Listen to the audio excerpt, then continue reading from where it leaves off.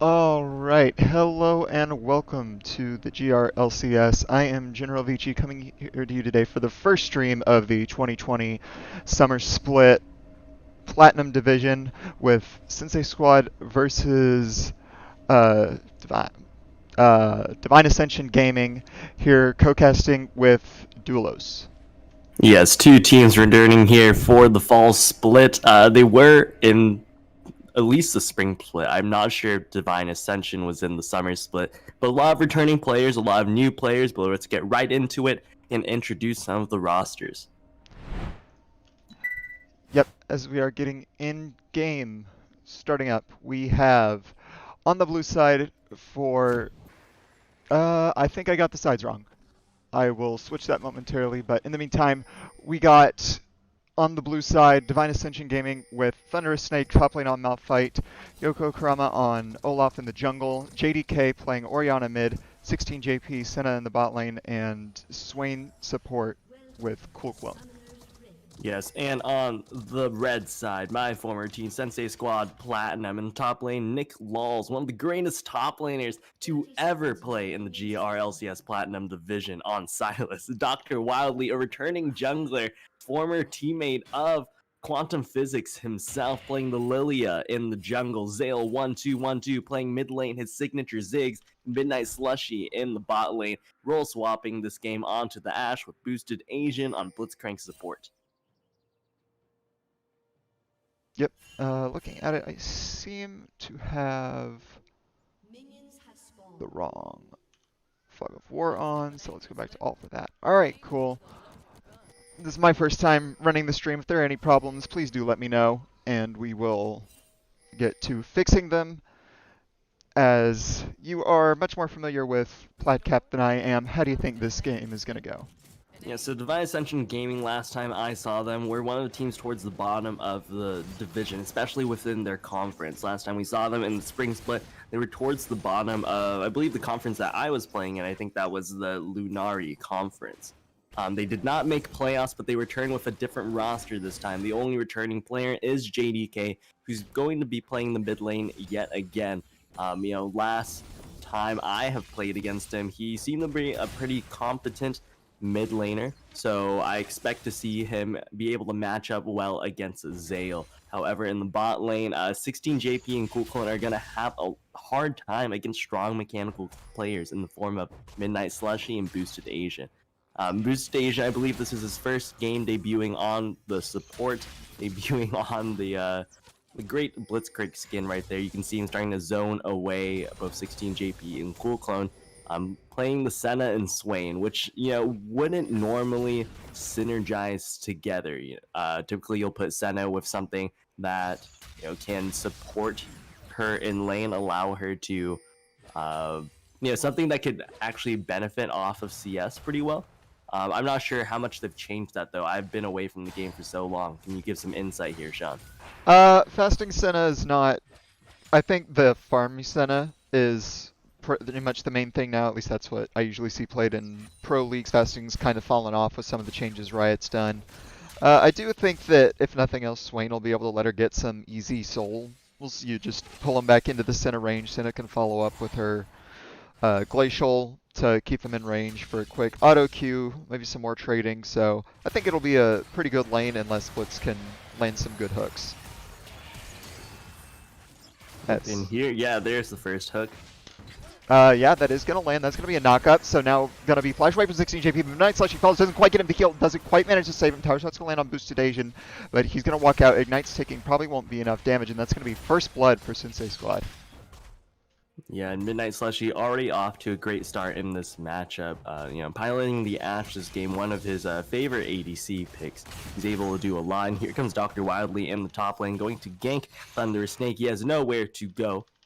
Yeah, cut up on the wrong side map. He is going to flash forward right into the waiting zones of Olaf, and Olaf's now going to flash forward. That's going to burn the flash out of Nick Claws. Thunder Snake go back in though. Now Dr. Wildly can follow. Lele has a lot of chase potential with move speed, but she isn't quite able to get it. Finally does get it down. Now trying to run no flash from the Olaf. X going to miss though, and now Nick Claws is able to interrupt him with the chain. That's going to be the knockup. Olaf's going to have to turn back on to Nick Claws, but Silas has enough burst damage. The lifesteal's coming in from Olaf, doesn't quite get the last auto, and the Zale showing up that's just enough damage to get another 2 kills on the board for Sensei Squad. Sensei Squad off to a great start this game, sporting a 1.5k gold lead, 3 kills on the board in the early game, and just a great debut game from Sensei Squad. Last time we saw them in the summer, no, sorry, that was GSM. So some of these players, Midnight Slushy and Boosted Asian, played for GSM in the summer split, and they ended up losing to Return of the Middle Six Platinum, who largely, I believe, kept the same roster this split, just switching out V-Bond for liposuction lane, which in my opinion should be a pretty big roster upgrade. We'll see if they can continue some of that synergy that they had from the summer split, and maybe even take home another title for Return of the Middle Sticks. It's been a while since we've seen Return of the Middle Sticks, get first place in the Platinum division. Sensei Squad has been at the top for a very long time, and the only time that Midnight Slushy or Boosted Asian seem to have lost here. But here comes a big trade in the top lane. Yeah, now Malphite's going back away from his tower, and he's going to get low, and easy kill for Nichols. And that's just one of the consequences of this matchup. Silas is really, really good into Malphite, because Malphite likes to stack armor for it, doesn't have a lot of MR. He can't really damage Silas through all the Kingslayer that Silas can have, so it's easy trades. And then Silas makes better use of Malphite ult than Malphite does. So I don't anticipate it to get better in top lane anytime soon. Yeah, but anyways, Midnight Slushy and Boosted Asian have been undefeated in GRLs for a long time. The only time they've lost being on GSM in the summer split, but Sensei Squad themselves. Yeah, that's going to be a hook. It's going to go into bait. Root does land, and he's going to pull back Midnight Slushy. Olaf's coming in. He does have the true damage. Axe is flowing through, and 16 HP does manage to get the last auto off on Senna. And that was a really nice bait from the side of Divine Ascension Gaming to get their first kill on the board.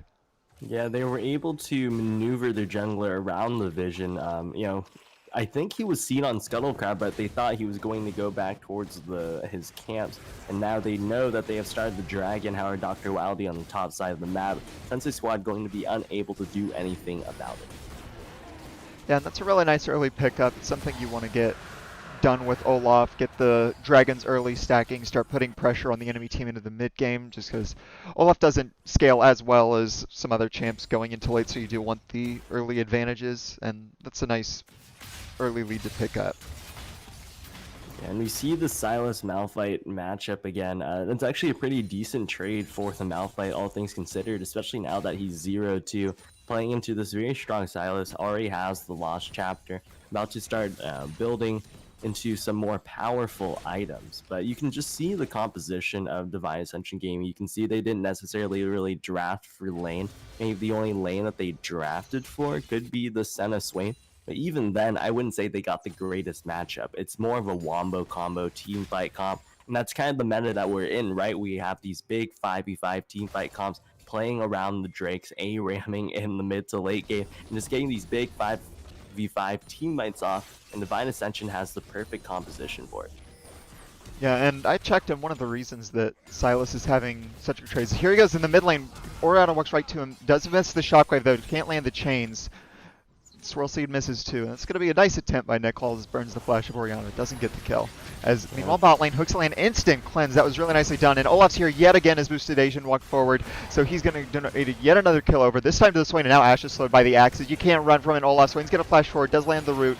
Pull him back in. Gets a bit low, but Midnight Slash you can't quite get enough damage down. And that's going to be another kill on the bot side. And now here comes Lilia, and that, watch out, he did about a third of his health with the sleep damage on top. Yeah, he kind of just got one shot there. I was very surprised. Haven't seen much of Lilia, but she is one of these junglers that has this carry potential, especially now that she's completed her jungle enchantment. And now starting to head back, but might get run down here. Gonna decide to let the Lilia away. Dr. Wildly on his debut game in the fall split on Sensei Squad, doing pretty well, 2-0-1 so far, playing towards the top side of the map, kind of leaving Midnight Slushy and Boosted Asian to the dust, and Yoko Kurama has been taking advantage for the most part. It's going to get a tower play all to himself, but now getting slowed. Boosted Asians here going to miss the hook, but he's Yeah, diving. but he's going anyway. He's going to flash and get the knock up. Ignite's going to down shield just in time, manages to get enough health, and he's going to be able to kite away. Zale flashes forward. He doesn't get the bomb. The other bomb is chasing. He can't quite get him. Zanya's from Cool Clone. He's going to stall and pop his ulti. Does get the double root, pulls him back in. Doesn't have enough damage, and he's probably going to go down, but he's sustaining quite a lot. Another bomb hits. He is probably going to go down, but he's stalling for a lot. And here comes the TP from JDK. He's going to look to come in, get slowed immediately by the bombs. But Night Slushy now has nowhere to go. Flash forward from Olaf. That's a nice double shockwave. That's going to pull Zale back in too, and now Olaf's going to keep chasing. Another axe low land. Zale's going to go down, and really nice turnaround from Divine Ascension Gaming. Late TP from JDK seemed to be not the play, but actually saved the play right there. He was able to help his team get 2 more kills on the board. And there's just so much aggression here from Sensei Squad, and it just doesn't seem to be working out for them, especially Midnight Slushy and Boosted Asian in the bot lane. You can see that the camera just constantly goes down towards the bot lane, but it's never really in favor of Sensei Squad. They keep trading negatively, and they keep trying to find these all-ins, but Yoko Kurama knows that they're going to find these and go in right here, and he's finding Nick Laws. Yeah, speaking of finding, Olaf's going to camp in a bush, find Nick Laws. He's going to try forward and doesn't quite manage to get the Malphite ult off. Gets a ball in the face as he's going forward with an ult, with a force that is stoppable after all. And that's yet another kill, and now a gold lead for blue team. Yeah, and what's surprising that Yoko Kurama has been spending so much time all this jungle pressure, but just a sec. Oh, nice sidestep. Ooh, yes, they're going to be able to get away right here, but Yoko Kurama sporting 0-1-6 KDA. Not having any kills and just kind of feeding to his team. You can see that 16 JP and JDK are both pretty strong in their own right. They're going to be most of the damage coming into this mid to late game, but it is a little bit of mis-synergistic damage, I would say. So Orianna, a lot of this burst damage, upfront damage with the shockwave, some big spell combos, and then Senna kind of over time going to be doing some more, but Divine Ascension might be in trouble here. There's going to be another dive towards the bot lane. Yeah, here comes the sleeve. That's a big mega in front of bomb, and Ash hits the arrow, and that's going to manage to finish off 16 JP. Couldn't juke everything with the Senna on top. TP calls it, hums in from the Malphite, but he can't get it. But now Dr. Wildey's cut off. Yoko Kurama is going to go forward with the Olaf, and Senna, Lily is pretty fast, but not quite fast enough. Thunder Snake is going to get him down, but meanwhile Ziggs was able to get that first tower gold with the power of a satchel. And you look towards the top lane, Nick Laws is getting all the solo plating, all the solo farm uncontested right now. Is going to be a powerhouse heading into this mid-late game. You can see that nobody in the game really has that much CS, all things considered, except JDK, sporting the 115, highest in the game, as Zale's been roaming so much this game, trying to get his bot lane back into the game.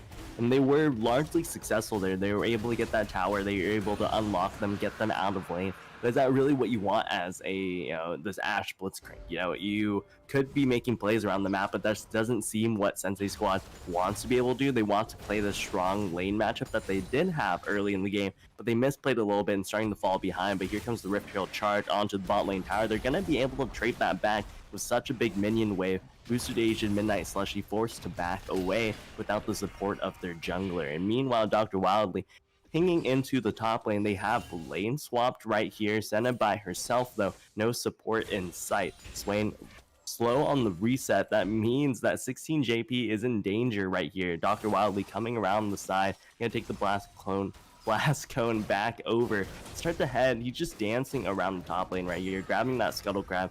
But he will definitely visit that Senna soon. Senna, defenseless by herself, doesn't have much escape, has a small CC, but it's not going to be enough to escape that Lilia Silas dive combo. And you can see Nick Wall starting to try to freeze the wave, starting to try to slow push it into the tower by Dr. Wildly. Some more time to finish off his camps.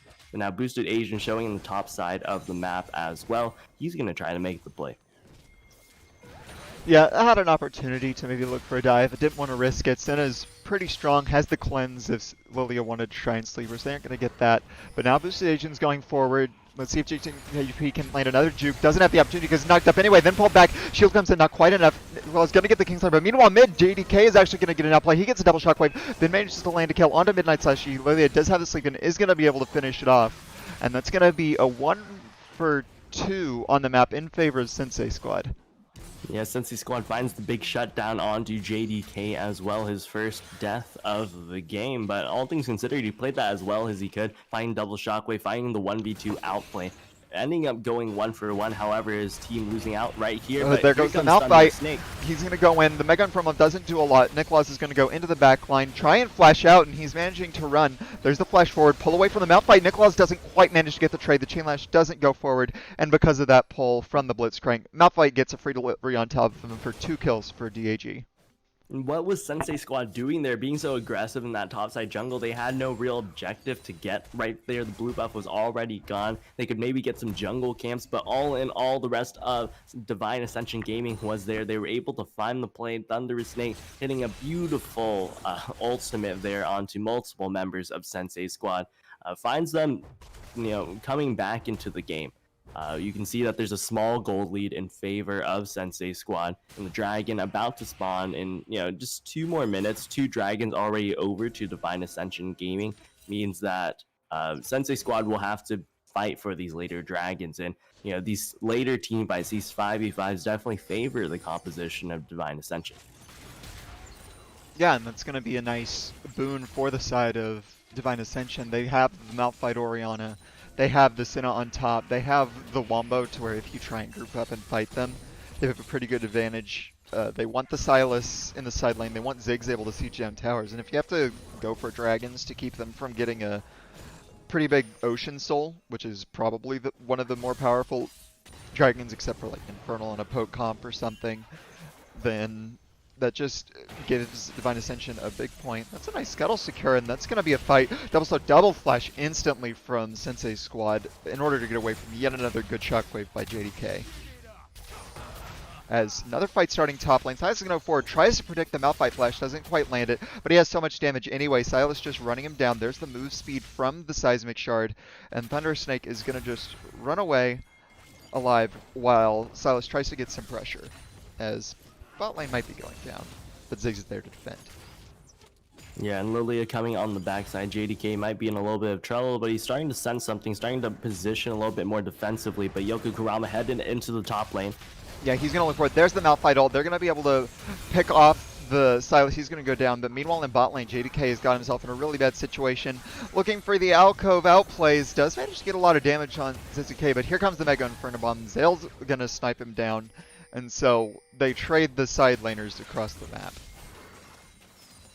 Yeah, I would say this is a pretty big misplay, all things considered, even though it is a 1-for-1 trade, because Divine Ascension needs to be playing for these dragons right now. However, they make a play on the top side right as Dragon is about to spawn. They have no real vision in the area, or I guess no real presence in the area, rather losing mid-prio. The Sensei Squad bot lane is able to rotate more easily, and they're just deciding to trade it for the Rift Herald, which isn't the greatest play considering dragons are their win condition, right? They found this a small advantage in the dragons against this stronger mechanical team in the form of Sensei Squad, and they were, carrying this kind of momentum into the mid-late game.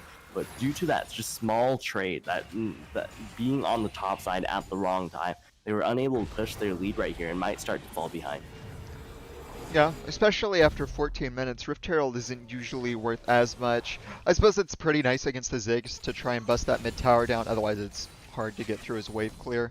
But it does mean that their potential soul is delayed another few minutes, and putting someone on soul point is just so good because it offers you up the opportunity to give away dragons, and the other team is forced to actually fight for them.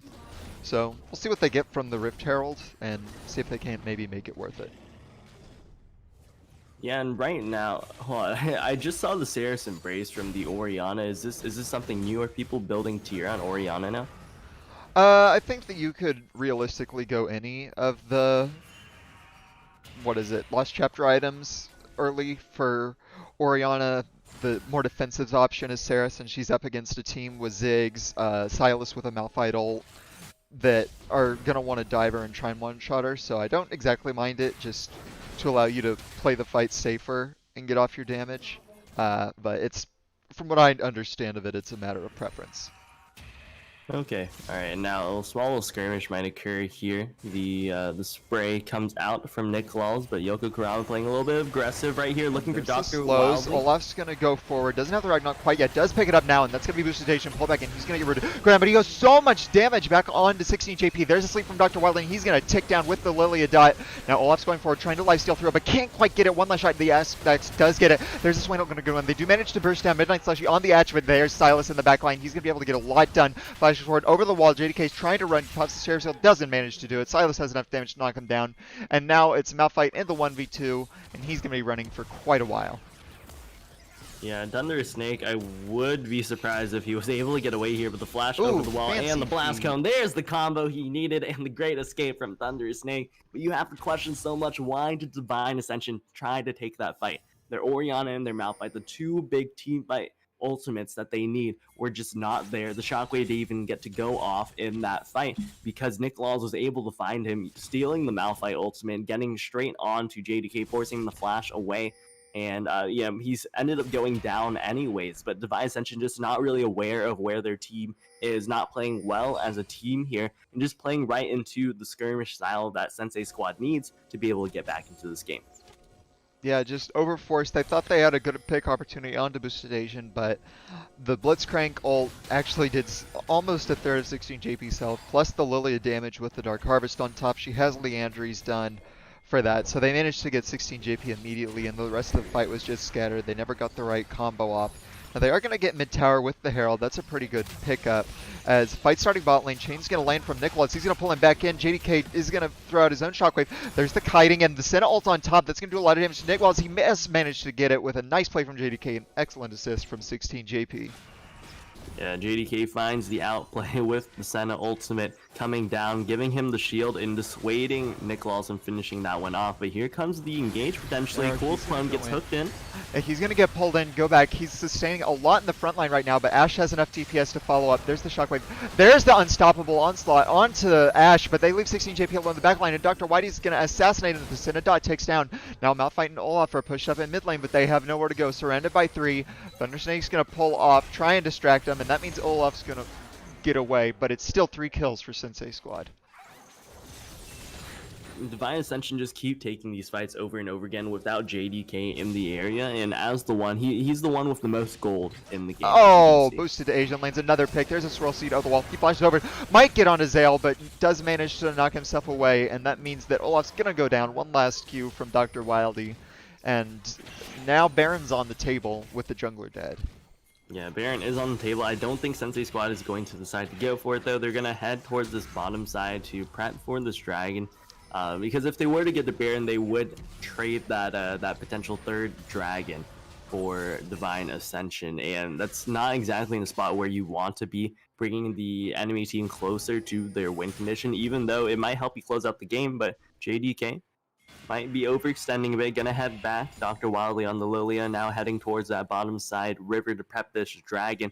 All members starting to head into the area, but the jungler just not there right now from Divine Ascension. Yoko Kurama headed in, but the dragon spawning in 5 seconds. They're running out of time right now. They're gonna have to stall. The shockwave is available. Unstoppable force coming from the Malphite off cooldown very soon. Boost Station starting to clear out some of this vision on the bottom side, but the rest of Divine Ascension heading towards the top side, just grouping up. This is the 5v5 they need to be able to win the game potentially. They can get the dragon, they can get the 5v5, get the Baron, and just blow the game wide open. This game is just so close right now. 1k gold lead in favor of Sensei Squad. It's all up to this dragon right here.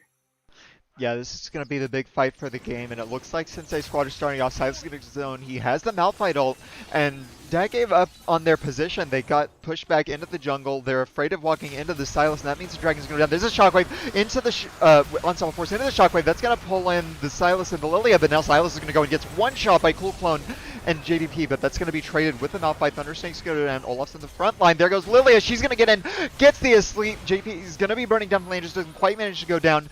Now Yoko Kurama is going to go down. Blitzcrank's pushing forward. There's the flash hole. It does land onto Cool. He's going to go down as well. And that's a really well played fight from Sensei Squad to get the 3-for-1.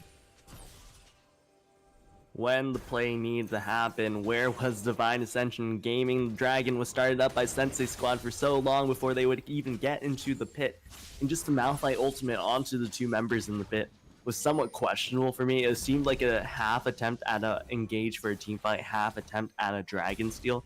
It's just not what they need to do. They need to commit to the fight right there. They need to start up the fight before the Dragon was even the focus. If they could maybe start up the Dragon, get the Ocean Drake slow onto some members of Sensei Squad, but they really need to get onto Midnight Slushy and Zale that fight. They were pumping out a lot of damage. Dr. Wildly was actually able to get away after the engage as well. 9, 2, and 7 doing a hell lot of damage on this Lilia. And they just weren't able to take down anyone meaningful in that fight, even with the big wombo combo with the Malphite ultimate and the shockwave. It just did not seem like enough damage to be able to win out the team fight. All things considered, though, Yoko Kurama still wasn't able to get into the backline as well. He was using the Ragnarok going through the front line, and he kind of needed to find a flank there, somehow get around the vision of Sensei Squad before the fight would start, so that way he could get into the pit, potentially get around, maybe even get onto the backline. But Yoko Kurama kind of falling off towards this mid-late game, not understanding how to play Olaf in some of these team fights.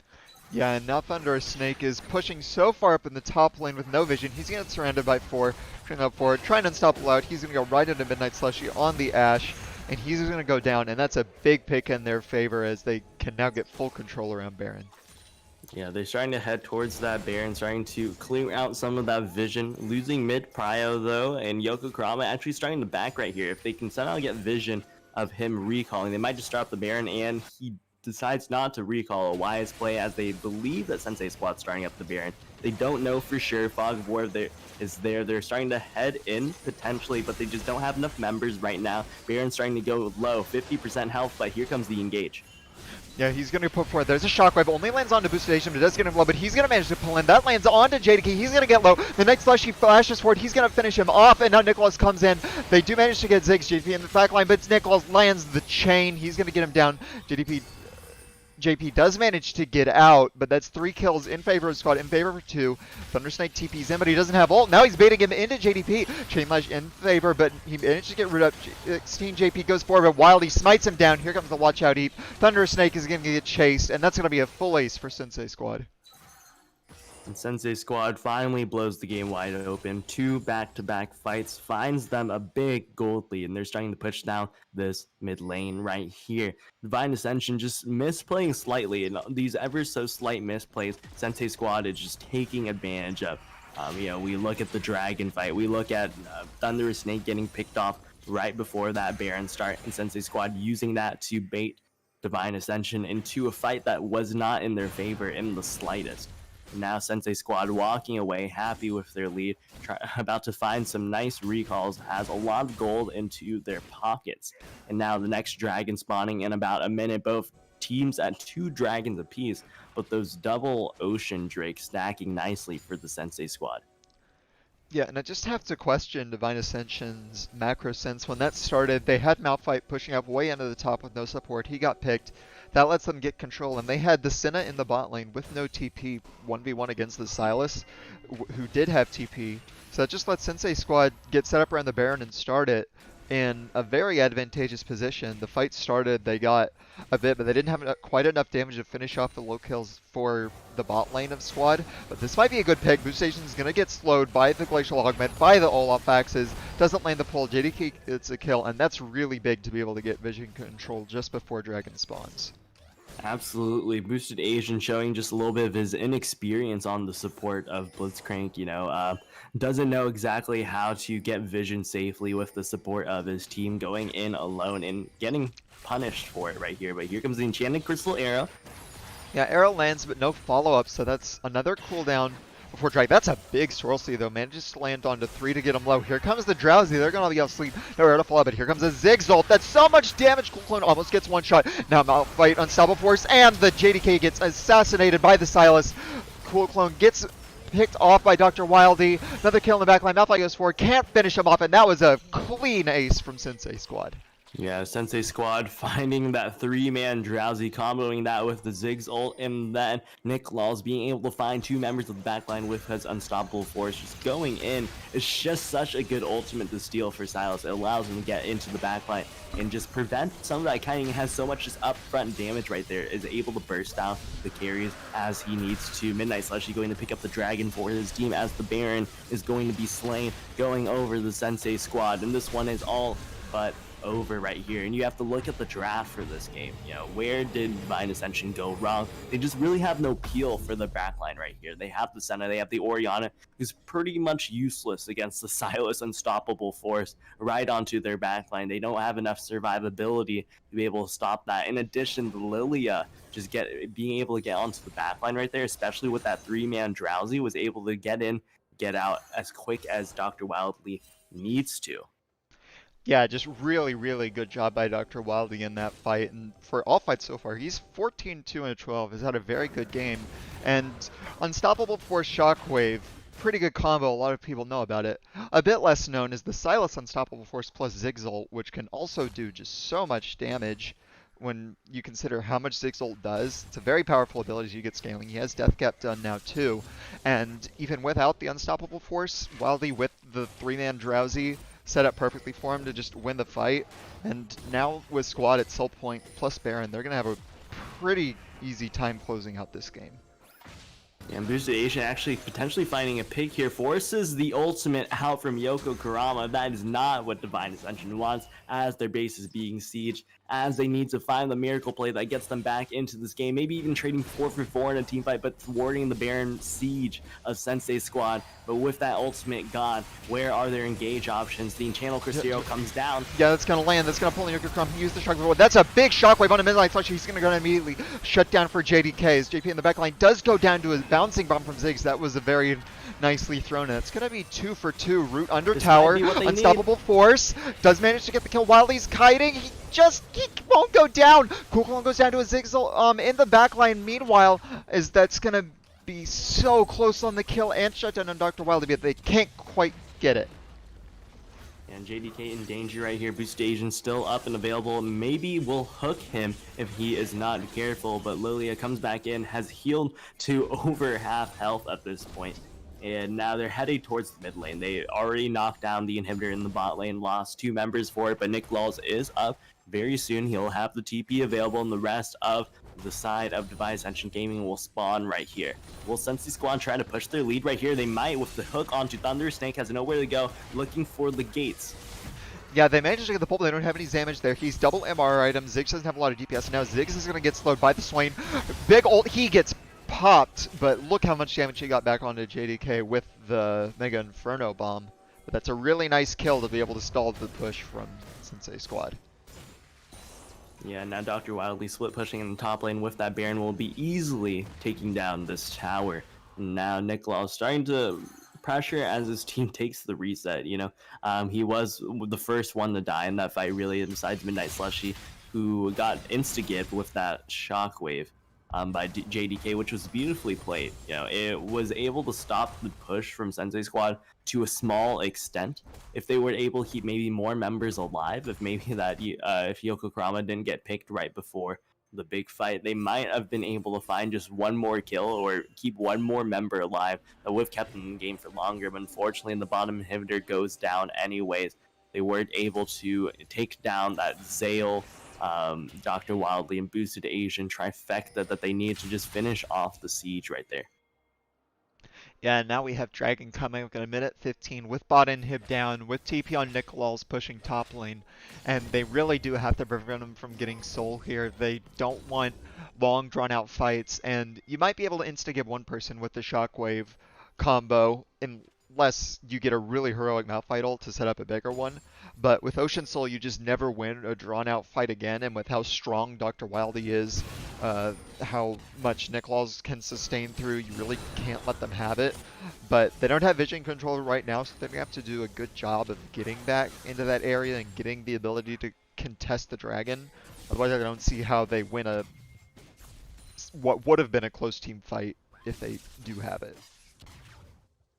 Yeah, and absolutely. Now Dr. Wildly's trying to chase down Yoko Harami. He hits the ultimate. Shockwave misses. Flash away from Midnight Slash. He's still there trying to chase down Dr. Wildly, but he's tanky. He has a lot of damage. They can't quite get him. Meanwhile, in the front line, Nicholas does manage to get the ult. Dr. Wildly is going to be able to burn down. That's a double kill now for Dr. Wildly. Size in the back line. He's going to have the Kingsland for a minute. Flash pull. That's going to get it down to triple kill for Dr. Wildly. He's going to be looking for the Penta. They don't manage to hit it to him. JDK does manage to get in the back line. Wildly's going to chase down. There's the Quadra. Now they're going to be looking for JDK. They're going to push into the base. This is probably going to be game one way or another, but now the question is, do you get the Penta on Lilia? Pushing forward, Swirlseed is going to land on minions, as JDK isn't going to Fountain quite yet, so they still have a chance to give it to Dr. Wildly. He's going to push forward. Watch out, Eve does get the damage. Slow's going to come through, but he's in the middle of the base. Flash pulls Zanya's by stopwatch by JDK. Mega in front of him, coming down, doesn't quite get him, and it doesn't. Look, he's going to go for it. Tries to go in, and he gets executed. Doesn't get the Penta, but the bouncing bomb sail does get him, and either way, it's going to be game for Sensei Squad. A great debut game from the returning champions of GRLCS from the spring split. Just redacting summer split because Sensei Squad wasn't a thing in the summer split.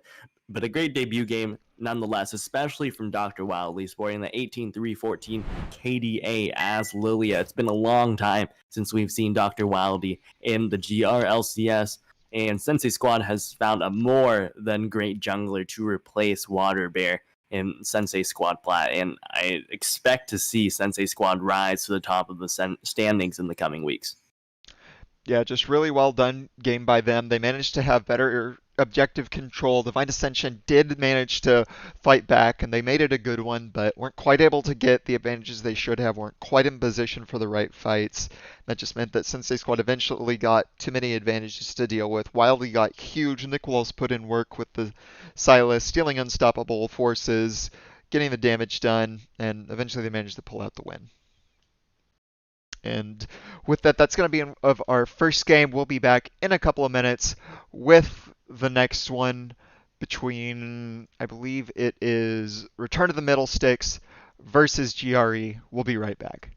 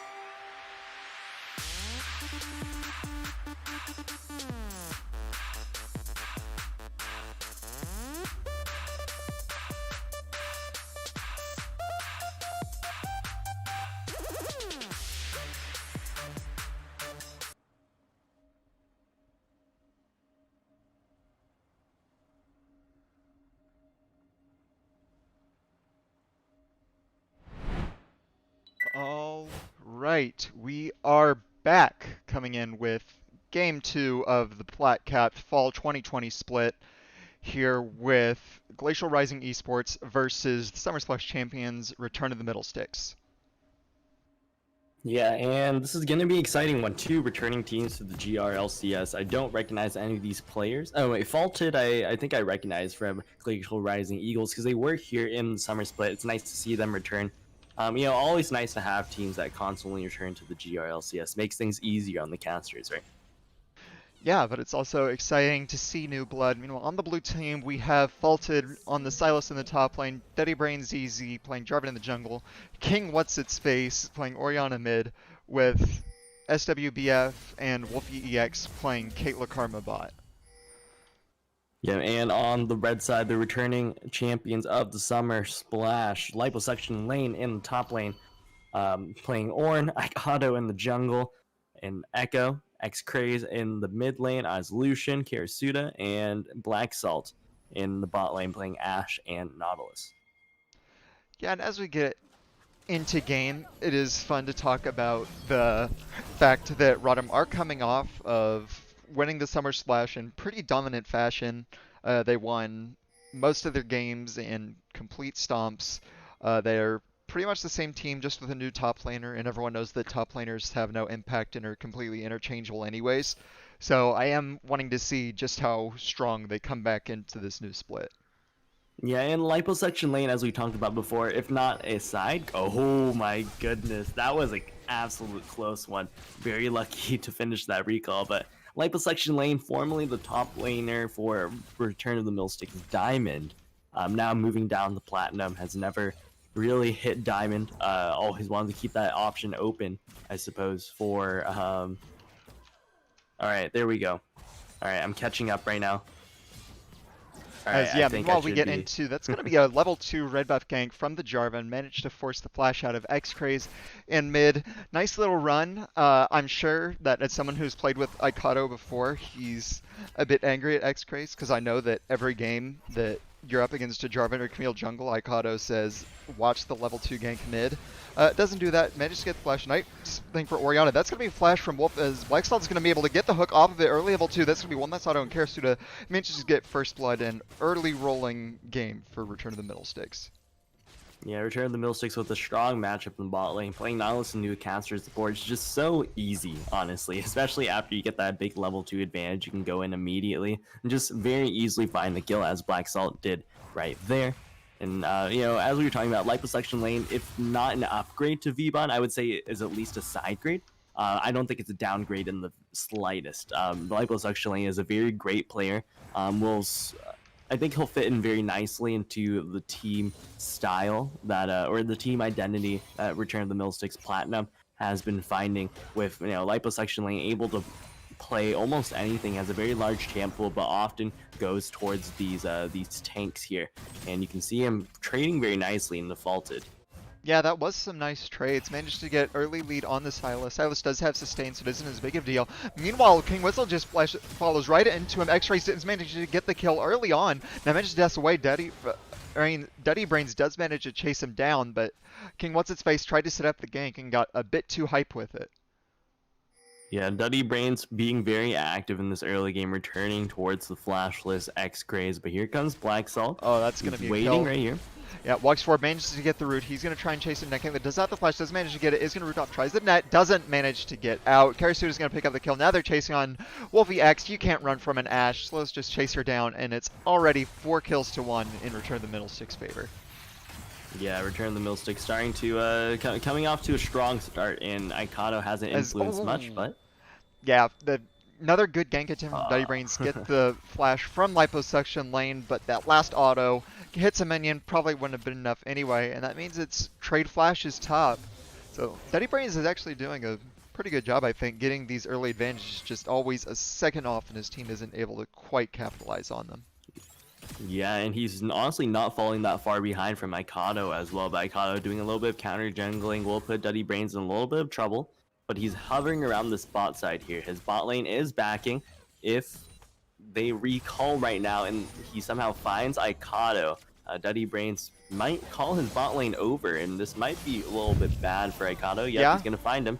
Does manage to avoid the stun. Meanwhile, King What's-His-Face is coming over. He's going the wrong way to cut him off, but Duddy Brains is just chasing with the autos. Now they're going to run face burst and X-Craze. He's in a 2v1, does get rooted by the tether from Karma. She's going to shield away, but still a lot of damage returned from X-Craze.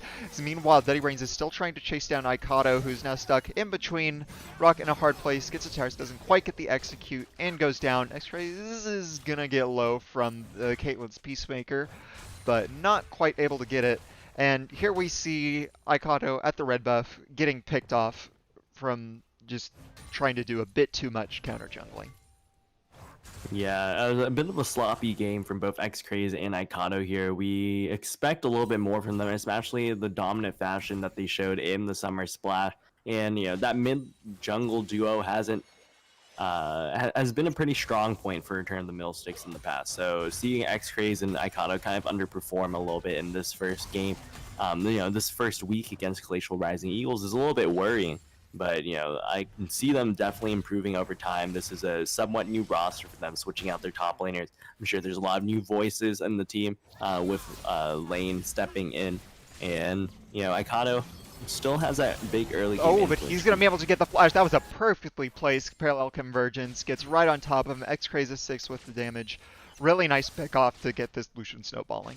Yeah, And just there's like the that, his synergy early that game- they would Yes. definitely heard you in chat and wanted to prove you wrong. Yeah, absolutely. And, you know, Icado still having that early game influence, like always, starting to fall, and starting to come out ahead in this jungle matchup. Coming out CS ahead, getting that assist on the board. However, Duddy Brains has those 2 kills, had some successful ganks in the past, and now moving around the map, starting to farm a bit.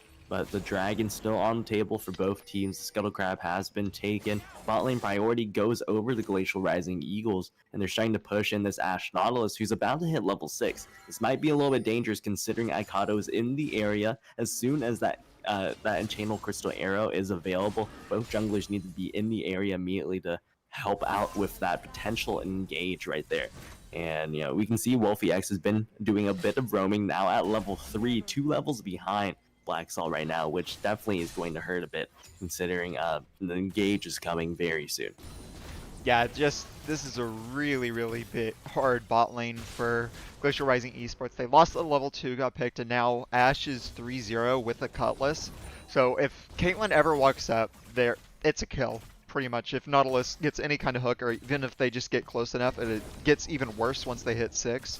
So at this point, Glacial Rising is going to have a lot of bleeding through the bot lane, a lot of lack of pressure. There's another pull that's going to land, but this time Duddy Brains is in the area to punish. He's going to get onto Black Salt, get him down, but here comes the TP from Liposuction Lane. He's going to look for it, and meanwhile, Karasuda does manage to push down. Here comes the Orn Horn, manages to smash down on SVF. Going to look forward, flash away, is going to get the knockup though, and Enchanted Crystal have a level up, and that's a triple kill for Karasuda, and he just blew this game wide open for himself. Yeah, we talked about the bleeding potentially through the bot lane. They thought they found a nice play with the gank from Duddy Brains coming in, but the TP from Liposuction Lane, like we talked about, pretty good top laner in his own right, finds the perfect TP, sets up the play for his ADC, and Karasuda able to pick up a triple kill. Now 6-0 on this Ashe. Much better performance on the Ashe than Midnight Slushy in the game earlier today. Yeah, and that was also, they went in for the gank. Karasuda got the kill onto Duddy Brains before the TP even completed. Just looking at the items when the gank started, it was a call to a Cutlass Dagger for the ADC, so it still managed to get the damage off. Meanwhile, Icado did a good job top lanes. That's an aggressive flash onto the Shockwave. Duddy Brains comes in, and that's going to be a kill onto X-Rays. Here comes the TV from Exalted. Gonna get canceled by the Ornn, and that means the X-Rays didn't go down. He managed to flash out. Now the Ornn is fighting with the Sylas in a kind of awkward spot, but Ornn still does a lot of damage. Sylas is going to wait for the Kingslayer to come back up. Doesn't have it, doesn't manage to get the damage, and that was a really cool play from King's What's-Its-Face to try and get the aggressive kill. Just barely survived from X-Craze. Yeah, and if that TP somehow didn't get canceled by Liposuction Lane, which was very well played, by the way, it definitely would have gone down there. X-Grease gets out with just a sliver Oh no, bot lane, even more bleeding. The hook's going to land on SWPF, and you can't run from an Ashe when she's this far ahead. Has the Rev, managed to chase him down. Trap is going to keep him from getting to Wolfie X, but one kill away from Legendary on Ashe, and it's not even 10 minutes in. As another gank comes top, gonna steal the ornament, managed to cancel it. Now Icada's gonna cut off. Duddy Brains goes forward, but the Paralytic Converger's come up. Sylas is gonna try and heal. Duddy Brains is gonna try and knock down the Ornn. He's gonna flash away. Icado burns him down with the challenging smite. And now Duddy Brains is gonna get Dark Harvest prop, gonna get one last auto. Icado can't chase under the tower, but another kill on the top lane for Return of the Middle Sticks. Yeah, Return of the Middle Sticks coming out ahead in this very strong early game.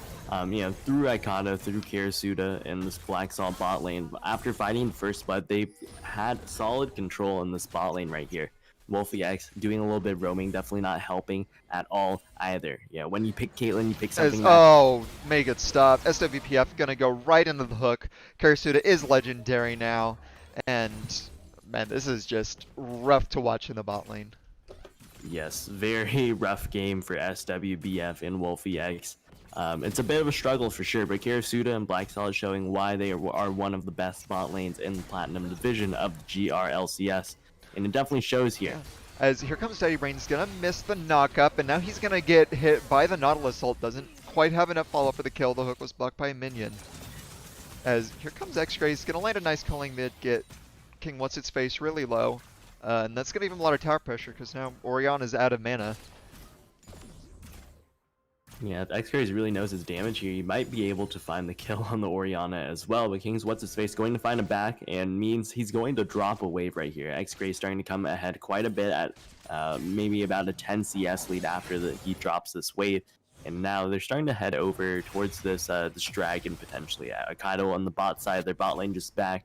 But with X-Craze being able to get that mid pressure, it's honestly no problem at all for them to be able to potentially pick up this early Ocean Drake. And it's quite a surprise that this Ocean Drake hasn't been picked up yet by either jungler. They're being so active around the map, and just seems natural that you would find this early Ocean Drake off the map already. But Yeah, they spent too much time fighting each other. As yet another fight's going to start. Daddy Brains managed to get a good shockwave coming, what's-his-face, plus the flag and drag. Now Ikado's alone, but he does have the parallel convergence, and Wolfie X is still not level 6. Parallel convergence right on top of him, wasn't paying attention, doesn't manage to shield up, and here comes the ace in the hole. Can't quite be blocked by X-Craze, but he is going to manage to get on SWTF, who can't net over the wall, but does have flash. That's going to keep him alive, and that's a good kill to pick up for them. Yeah, prevents them from getting the potential Ocean Drake if that play were to work out for Ikado as well. And now Ikado's starting to fall, you know, he's still ahead. I think they're honestly still even in gold with that 85 CS to 67. Still has a kill, still has an assist, but first turret goes down right here over to Karasuda.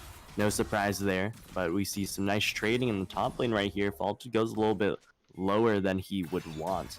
But King what's-his-face just recalled, just came back, and does not have any mana whatsoever. Yeah, he's forcing himself to trade so often that X-Crazy just managed to get it. That's going to be a red buff from Karasuda. Bot lane tower already went down. And just looking at the plates, you had 5 plates go down bot lane, 2 plates in mid and top, and that's contributed to a 7k gold lead for Return of the Middle Sticks at almost 13 minutes. And this is the kind of game we expect from their style of play. You get big advantages in lanes. Ikado manages to get advantages even when they can't do it on their own. They start getting ahead and just never release the pressure, constantly skill check you, force you to respond or be left behind, and so far Glacial Rising Esports has been left pretty far behind. But we'll see if they can get back into this game. They do have some nice combos potentially available. You know, that similar wombo comp that we saw from Divine Ascension last game. And it is pretty decent in the 5v5, but I believe that Return of the Millsticks has a very strong 5v5 in their own right. You know, with big combos from the Parallel Convergence, from the Ornhorn, strong engage tools with Black Salt and Karasuda in the bot lane. They have a lot of options here. The lane gets a bit low. Popsicles avoid the calling. Dirty Brains does manage to look for, but X-Craze definitely wins that 1v1. He has played the Ruin King done now, and so he's able to just pressure the Orianna with Lucian. Lucian's just really good into these kind of mages. Ikado's looking to potentially set up a dive, which would be pretty risky, as Karasuda's going to get another free tower top, and he's just getting funneled gold. Yeah, he's absolutely massive right now. Oh, that was a sick arrow from Karasuda in the top lane. Managed to take King what's-its-face. Was probably dead anyway to Ikado. So he thought he was safe backing between 2 towers, but not against this team. Yeah, definitely not against this team, and just the aggression for Return of the Middle Stakes is just so big right now. You can see Liposuction Lane, even in the 1v2, just playing so aggressively, and this might be something that teams can punish in the future, playing against Return of the Middle Stakes, just that pure aggression that they have in the early game, just constantly fighting over and over again, even when it might not favor them. But definitely right now it does favor them, sporting almost a 10k gold lead, definitely after this tower. About 10k, but things are looking very nice for Return of the Millsticks right now. Yeah, fight starts and Shining Crystal is stolen by Fault. He's going to go down. That's a nice flank and drag into the shockwave with the Cataclysm on top of it, but he still goes down. It's now a 3v3 Fault. It misses. He's trying to get onto Karasuda. He wants that 700 gold bounty, trying to chase him. Nautilus actually abandons Karasuda, and that means that Faulted's going to be able to get him down. Bot lane X-Craze does manage to get the kill onto Wolfie EX. So a 3-for-1 in favor of Return of the Middle Sticks, but because of the fact they got a shutdown on Karasuda, Glacial Rising do get up in gold. Unless Ikado manages to find Faulted, goes forward, does land the chain. Can he get the shield in time? He can't, and that's a nice snipe for SWBF. Yeah, so all in all, just like we were talking about, that aggression from Return the Millsticks, constantly trying to push their leads, even when it might not favor them, and just trying to outplay mechanically, because they are great mechanical players, but that one, they weren't able to pick that one up. A great play from the Cataclysm Shockwave combo between Duddy Brains and King What's-His-Face, and he had the stopwatch available that fight. That's exactly what he needed. Had the stopwatch, was able to keep himself alive for just a little bit longer, and they were able to find some nice shutdowns there, find some nice gold pickups, and now they're trying to just find some breathing room in this game. They're still about 800 gold, 900 gold. I'm sorry, 900. Sorry, 8,000, 9,000 gold down. It's just such a big gold difference at this stage in the game. My brain cannot comprehend just the lead that Return of the Millsticks has created right here. Yeah. Might as well be 900,000 when it comes to the fact that either way they're probably not winning any straight up fights unless they get the perfect Stolen Ornal plus Cataclysm Shockwave.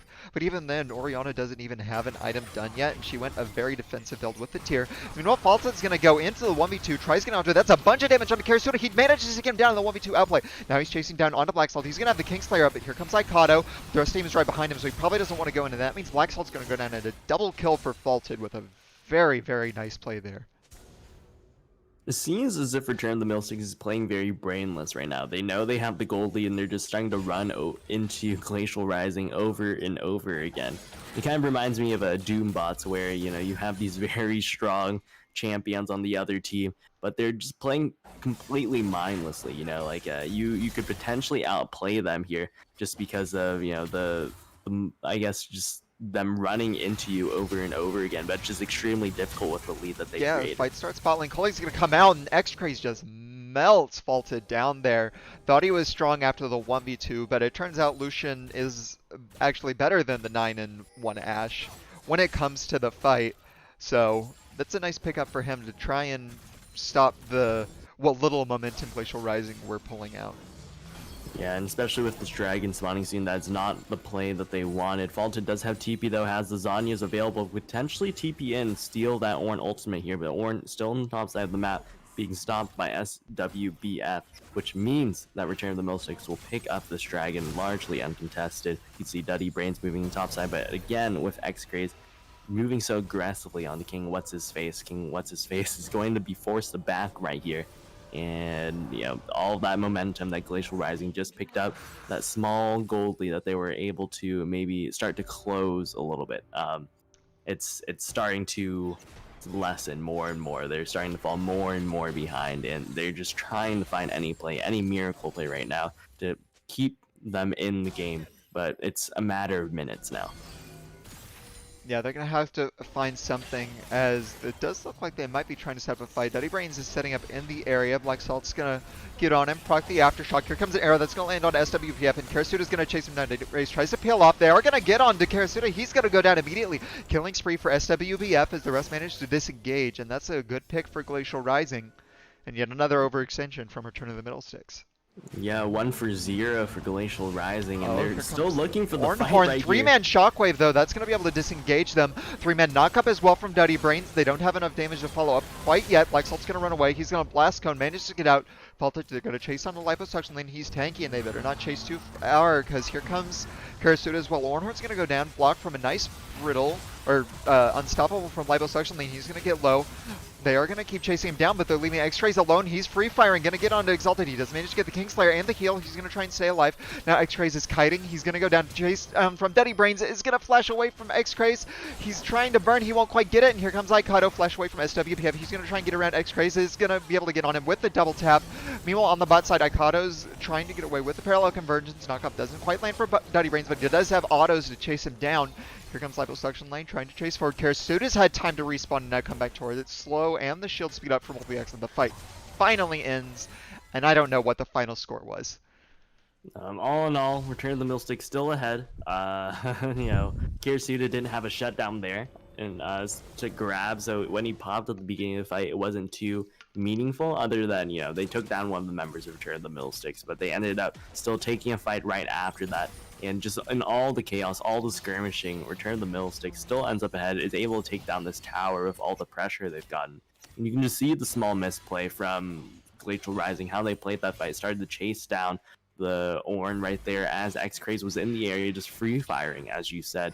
And X-Craze just doing so much damage this game on the Lucian. One of his signature picks in both the bot lane and the mid lane now. And starting to come out ahead for sure. 5-1 on that Lucian, sports the 550 gold bounty that could potentially get shut down with all this aggression. But Glacial Rising's just not able to find him some immaculate positioning from X-Craze here, and he's just not getting targeted too hard. But you can see Faulted getting onto the backline a lot of these times, finding these strong engages for his team, as well as the combo between Duddy Brains and King What's-His-Face.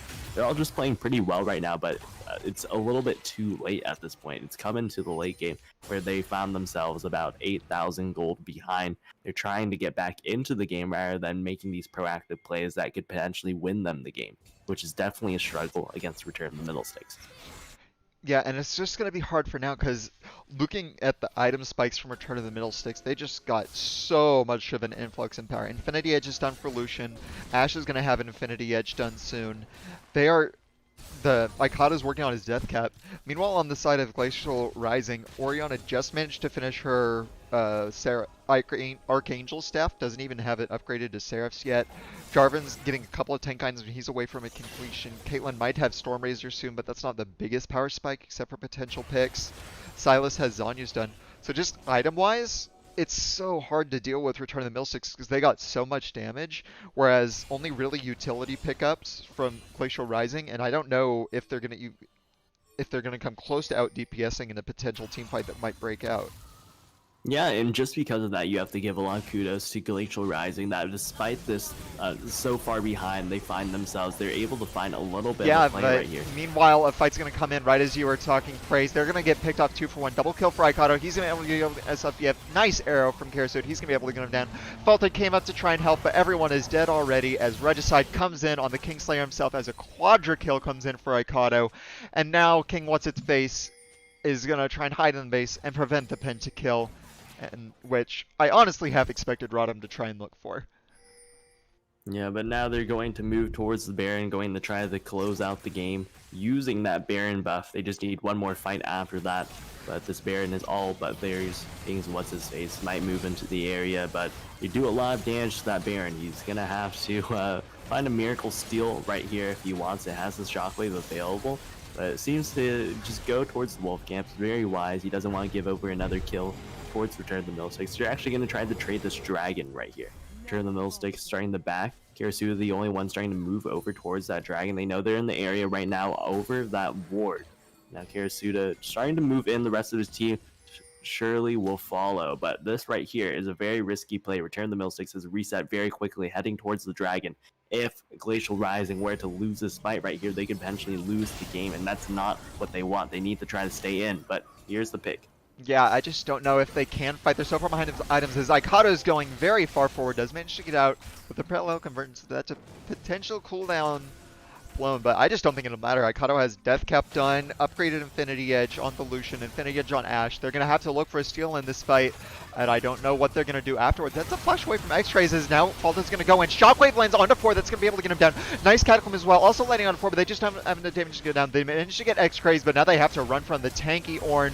He's going to go forward. Slow's coming in from Ashe. Doesn't quite get it. Flash away. That's going to keep him out of parallel convergence. Icado steps on a trap. Almost gets taken down by the headshot as Lipo's still chasing forward and managed to somehow get a 2 for 1 for Glacial Rising despite being 13k down, but they are still going to lose the dragon and probably SWFF as well. Ornhorn doesn't land, but he's going to flash forward to get the knock up. Manages to get him. One last clap as Lipo is going to slap him down, and that's going to be Cloud Soul plus a team fight win for Return of the Middle Sticks. Not quite Cloud Soul. This is only their 3rd dragon right now, but definitely a big team fight win for Return of the... Yeah, the Soul Point. And they're starting to head in. They have the Baron buff available. You know, the Blade of the Rune King getting upgraded for Karasuda right here, and now they're starting to push for. They have this cannon minion, they have the siege potential with Karasuda with liposuction lane, and Glacial Rising just too far behind to be able to do anything right now. They're trying their best. In all honesty, they're playing these fights as well as they could. If they were even in gold, it would definitely be a different story because it's not as if mechanically they're not playing these fights well. You know, they're there mechanically. They're able to match, but they've just fallen so far behind. if Glacial Rising can somehow stop the bleeding in the early game. That was a sick hook prediction from Black Salt. He managed to get him right as it. That's a 5-man shockwave from King's What's-Its-Face, and that's a nice disengage from him to be able to get it. And that's just something we saw in the other fight. 4-man shockwave, 5-man shockwave, great mechanics. This Black Salt manages to land another hook. That's going to be Glacial Air going through the Zhonya's right on to SWPF as the Caitlyn's going to get low. Manages to engage. Here comes the culling. That's going to burn down with the gat of the gun. Ikado's going to go through, get out with the parallel convergence, and Rodham's pushing you forward to end this game with all the cooldowns blown, and there's just not a lot Glacial Rising can do about it.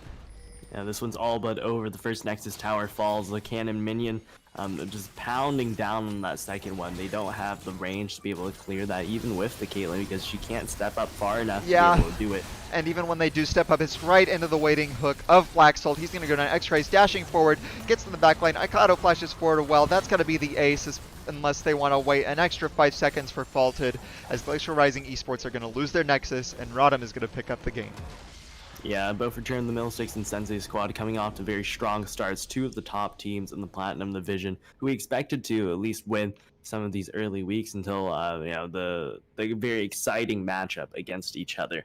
But some very well played from both teams right here. Glacial Rising just falling behind, and just Return of the Millsticks is too strong at this point for them. Glacial Rising, I can definitely see the potential there. We talked about how strong mechanically their players are, how much they can do in these team fights. But the problem is getting there to the team fights, coming at an even gold state into these team fights, because they're playing well as a team, but in the laning phase, they're just struggling so much. Return of the Millstick is able to take advantage of that, especially with Karasuda and Black Salt having that strong matchup in the bot lane. Was able to come out of laning phase 8-0 for Karasuda. So definitely very well played for Return of the Millsticks, but I hope to see more from Glacial Rising in the future. Yeah, me too. I think they played very well, as that's end of game 2. We're going to come back after a short break to be able to get into game with Phil versus GSM. Don't go anywhere.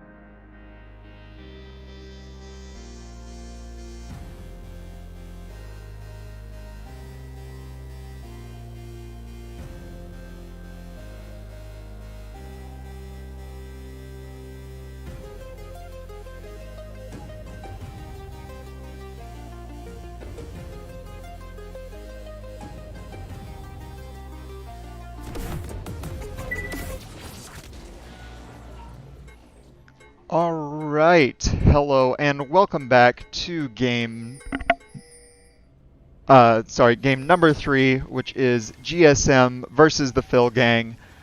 Getting right into game. Yeah, and this one's a pretty exciting one because we see a lot of new faces and a lot of returning faces and different roles, I would say. Yeah, so on the blue side, we have GSM, Slappy, and top lane playing Urgot returning. It's been a long time since we've seen Slappy, the Agent 911 in the jungle playing a Mumu. Jack loves Lamp, moving from top lane into the mid lane, piloting the Heimerdinger and Tall X Guy and Ari Panda on the Zyrakan combo in the bot lane.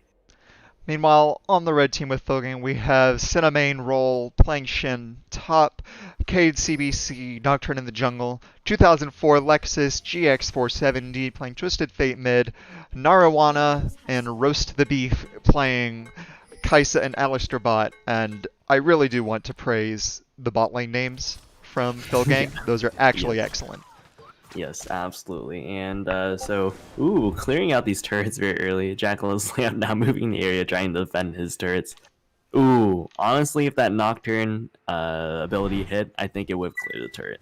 But too bad, he didn't know the range of his own ability. Didn't use the quick cast with Indicator.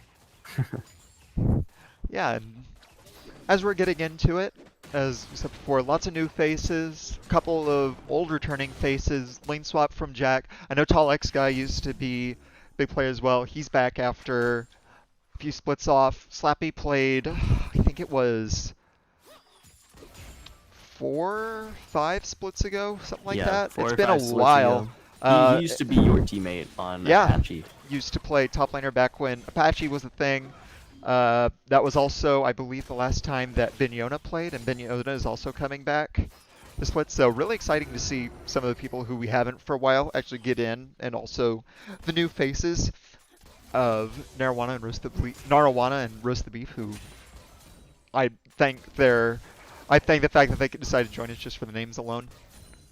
Yeah, I bet you. I'm sure they're Sean's new favorite players in the Platinum division. But anyways, I want to talk a little bit about GSM here because this GSM roster is something that's really interesting to me. So Jack with the swap into mid lane, he's been a very strong top laner in the past, but he's been one of those top laners that he just holds lane and nothing else. He's never one of the top laners who's gonna like absolutely smash lane. And that's kind of what you expect a little bit out of a mid laner. So I could see him definitely coming to that same role in the mid lane, but that's the problem. If Jack isn't carrying from the mid lane, who is really going to be the carry? Tolix guy, a former Gold Division player, now stepping up, a low plat player, is going to have a hard time matching up into these strong players, these stronger bot laners. Boosted Asian, X Craze. Last game we even saw the Glacial Rising having a weaker bot lane, so maybe that's something that Tolix guy could maybe take advantage of. But definitely Ari Panda and Tolix guy not the strongest laner, so I'm very curious to see how this GSM roster kind of shapes out throughout the split, where their team identity is going to lie, because I feel like they just don't have a lot of strong carry players, which is the name of the game in the Platinum Division and really the GRLCS. Yeah, there are definitely avenues for them. If anything, Jack in the mid lane is finally going to be able to bring out some of his space. He's always been had one of the weirder champ pools of top laners. He used to play old Aatrox back before they reworked him into the combo version, back when he was a stat stick auto attacker, Tryndamere-esque type fashion. He played Heimerdinger top. So now at least he can bring out his Heimerdinger into the mid as aggressive trading from Cinnamon. He's getting some good damage onto Slappy. As Shen, you don't want to fight it very early, but Urgot can return some damage of his own. Yeah, and GSM's one of those teams where we always expect them to make playoffs at the very least, right? There hasn't been many splits where they've just straight up missed playoffs. And just looking at this roster and seeing like where their identity could potentially lie, I think this might be one of the first splits that we see GSM miss playoffs here in the Platinum Division. Ooh, Roast the Beef, kind of messing up his combo a little bit there, but would not have been the greatest trade still. It's a pretty tough matchup, all things considered, between the Kai'Sa Alistar into the Xayah Rakan. There's some nice trading from both sides, but Xayah did start the Cole. Yeah, they just look to get some easy money from it. There isn't as much that a Kai'Sa Alistar can do versus Irakan. Alistar can get some decent trades off with the knockup as long as it's outside of minions, because Kai'Sa, or especially early game, is a lot of her damage can be negated by minions. You can't get the Void Seeker, can't get full Icathian Rain damage unless you're away from the wave to absorb those abilities. So other than that, Cole makes sense to me, just able to sustain through the lane, farm it out, try and get stronger faster, and come online maybe in time for some mid-game dragon fights. Yeah, and hopefully they can come online soon. You know, the Nocturne about to hit level 6. We'll start to see some plays happening around the map. But for Phil Gang, these are all new players, I believe. 2004 Lexus GX. Oh, no, just a small trade. But 2004 Lexus GX 470 is the only player I recognize from this team. He formerly subbed for a little bit, I believe, for Vision Gang. He either played for them or subbed for them, but I know he was associated with that roster, who just barely missed out on playoffs in the spring split. Now returning with his own roster in the form of Phil Gang, now moving into the mid lane as well. I believe he is more of a support player, if I'm not mistaken, I believe. But as their name suggests, Phil Gang is just a bunch of Phil players. And they may definitely make some roster changes, some lane swaps throughout the season. Yeah, that'll be interesting to see. It's always fun to see these people who didn't have a team on their own, but GRLCS managed to get them a place to pull together with some other players you wouldn't normally play with, get some hit time playing competitive for fun. So I'm really looking forward to see what they do end up deciding to do with the roster that probably hasn't played before, and a variety of different roles to get things together. And this will be a good first game against a long-standing team to kind of see what they can do. Yeah, and the history definitely on GSM's side, but we'll see how Phil Gang matches up against them. They're finding themselves at a very small gold lead this early in the game. You know, small CS lead in the mid lane over Jack Love's Lamp for Lexus GX 470. And, you know, the dragon kind of being the point of interest right now. You can see Nocturne Kai'Sa hovering around the dragon. It is warded right now, but Mumu unfortunately just backed. So this dragon's going to go pretty much uncontested over to Phil Gang. Yeah, and that's a really big dragon for them too. They have Shen, Nocturne, TF. They have so many globals, and one of the things about globals is they're gated with long cooldown. So having a dragon this early is actually really, really huge for them. For the 10% ult CDR, able to get the globals out, get plays on the map. I also just want to say if Lexus is a support player, you wouldn't notice it from me. He's actually CSing crazy good. He's at 10 CS per minute at 7 minutes. When I checked, he was 72 CS as 7 minutes was rolling around. Not even like Jack is that far behind. It's just he's been CSing extremely well. I'm not used to seeing that good of CS numbers, even in like higher divisions. Yeah, absolutely. I hope to see some lane dominance in the future. 2004 Lexus GX 470. You know, matching against X Craze, maybe against Midnight Slushy, seeing where he's at in the Platinum Division. Even against well, I can't remember his IGN. Brandon Williams for Lamppost, the mid laner for Lamppost. Leroy? Yeah, Leroy. Yes. Yeah, as meanwhile Trey managed to get off. Nice knock up into the root. Rest of the Beast's gonna get chunked down to half, but he does have a couple of potions still to chug. Is pretty quiet early game so far, not a lot going on. Even when the Nocturne Shen TF combo, they've all hit 6 in the past, so at some point they know for goals. They might be able to find it on Agent 911. There's a Nocturne looks for him, but now we're still doing a farming game, and we'll see how long that lasts. Yeah, it is a little bit worrying that Phil Gang isn't able to take advantage of this draft right here because they do have the strong global starting at level 6. And they aren't really making the plays where they need to. They weren't able to find that early dragon, but really hoping they could maybe make a play onto that Zyricon using the Nocturnal, using the Shendel, using the Twisted Fate ult. But maybe we'll see it come online later in the game as these team fights, as the mid-late game starts to pick up a little bit. But definitely when you have this kind of strong global draft, you expect the team to take advantage of it early. But Phil Gang, still a fairly new team, maybe hasn't picked up on that team play quite yet. I hope to see them do it in the future. Yeah, as meanwhile, really good bandit chest lane from Agent 911 into the Curse of Sad Mummy, into the grenade. Next is going to try and flash out. He has Nimbus Cloak, gets the Shenel right on top just in time to save him. Nocturne ult as well to manage to cut off the vision so they won't chase. And that was a really nice gank from GSM in order to force out the flash from Lexus and all 3 globals before they had a chance to get anything anywhere else.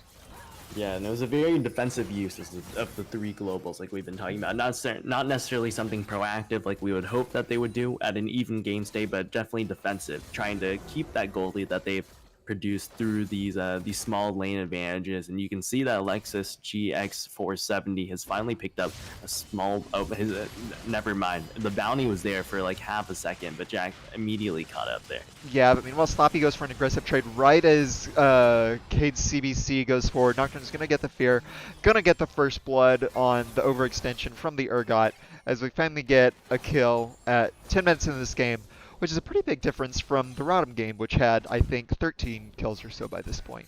Yeah, this is definitely more standard League of Legends that we're used to seeing. Not so much aggression from both teams, especially in their... Meanwhile, the combo lands onto Ari Panda. Gonna be an ult forward from Narawana. He's gonna go for it. Get the exhaust. Flash away from Ari Panda, who gets all of his with recon. Now Narawana is getting low. Flash still there for Tall Guy. He's gonna flash forward with the feathers. He's gonna get the kill. Meanwhile, combo back as Ari Panda walks a bit too far. Roast the Beef. Gonna get the auto down. Gonna look for it. Get a very nice route in from Tall Guy. Force the ult from Roast the Beast. He's gonna flash away, but the Agent 911 did come down. He's gonna hold off, try and keep chasing forward, gets the bandage toss as he was headbutted away, so he's gonna get pulled right back to him, and 2 kills in the bot lane for Tallix Guy. Yeah, meanwhile, Cade CBC going to be able to pick up that Rift Herald on the top side of the map, potentially going to drop it towards that mid lane. You know, I'm not sure how many turret plates Jack has. It's pretty much full at this point in time, so he could look to drop it, you know, anywhere at this point. No, not many turret platings are taken from either team. Both teams just playing a very defensive, wave clear game as we've been seeing. But with that Rift Herald off the map, we maybe potentially, just me hoping, liking to see that aggression from a Nocturne style composition, would see some proactivity from Phil Gang here. Yeah, and he is going to have a Herald as it's coming off cooldown. Shenel and TFL are going to be off soon enough that I believe they should be able to still have Herald if they wanted to go for a 5-man dive bot lane, if they wanted a 3-man top, 3-man mid. They have the options to get the plays with the Herald to back it up.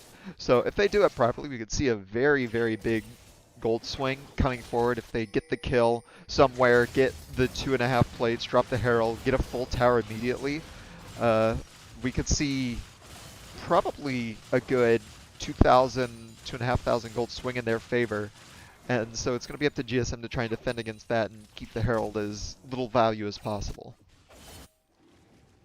Yep, and now the dragon has spawned. It's an ocean dragon, meaning it's going to be an infernal or a mountain dragon. But Ari Panda maybe looking for the pick, but wasn't able to find it.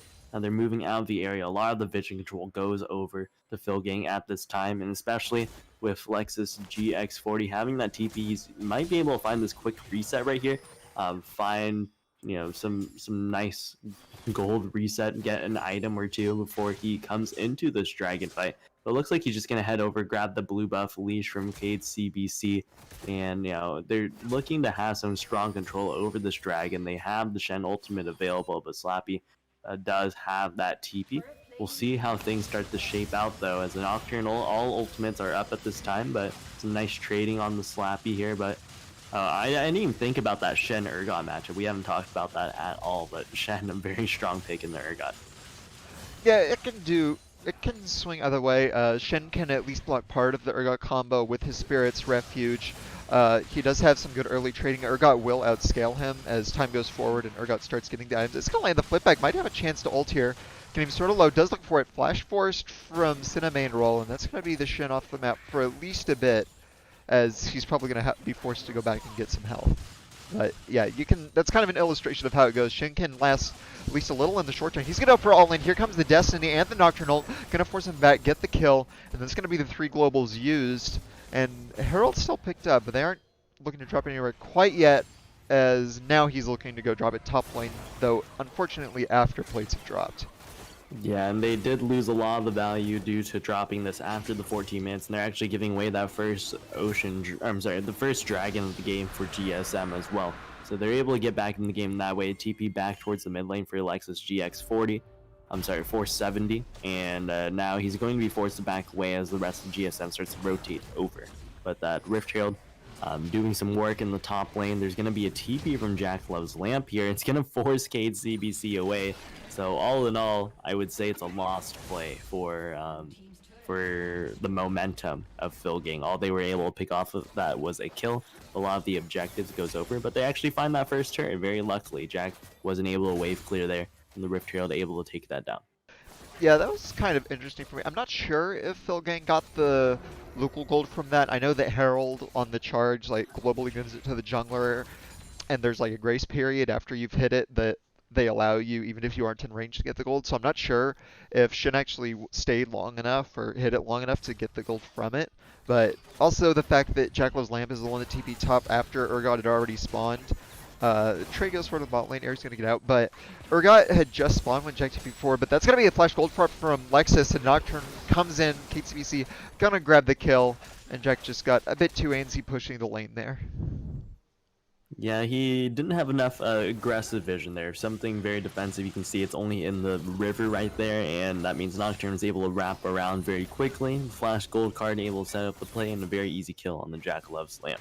Meanwhile, on the bot lane, we can see Tall Guy and Ari Panda starting to push him very aggressively towards his Alistar and Kaisa combo. And yeah, forcing them under turn is actually not too beneficial in this matchup, but especially with the dive coming right now. Yeah, here comes Nuno. That's going to be a route into the Stand United to be able to try and save Narwan, but he's going to go down.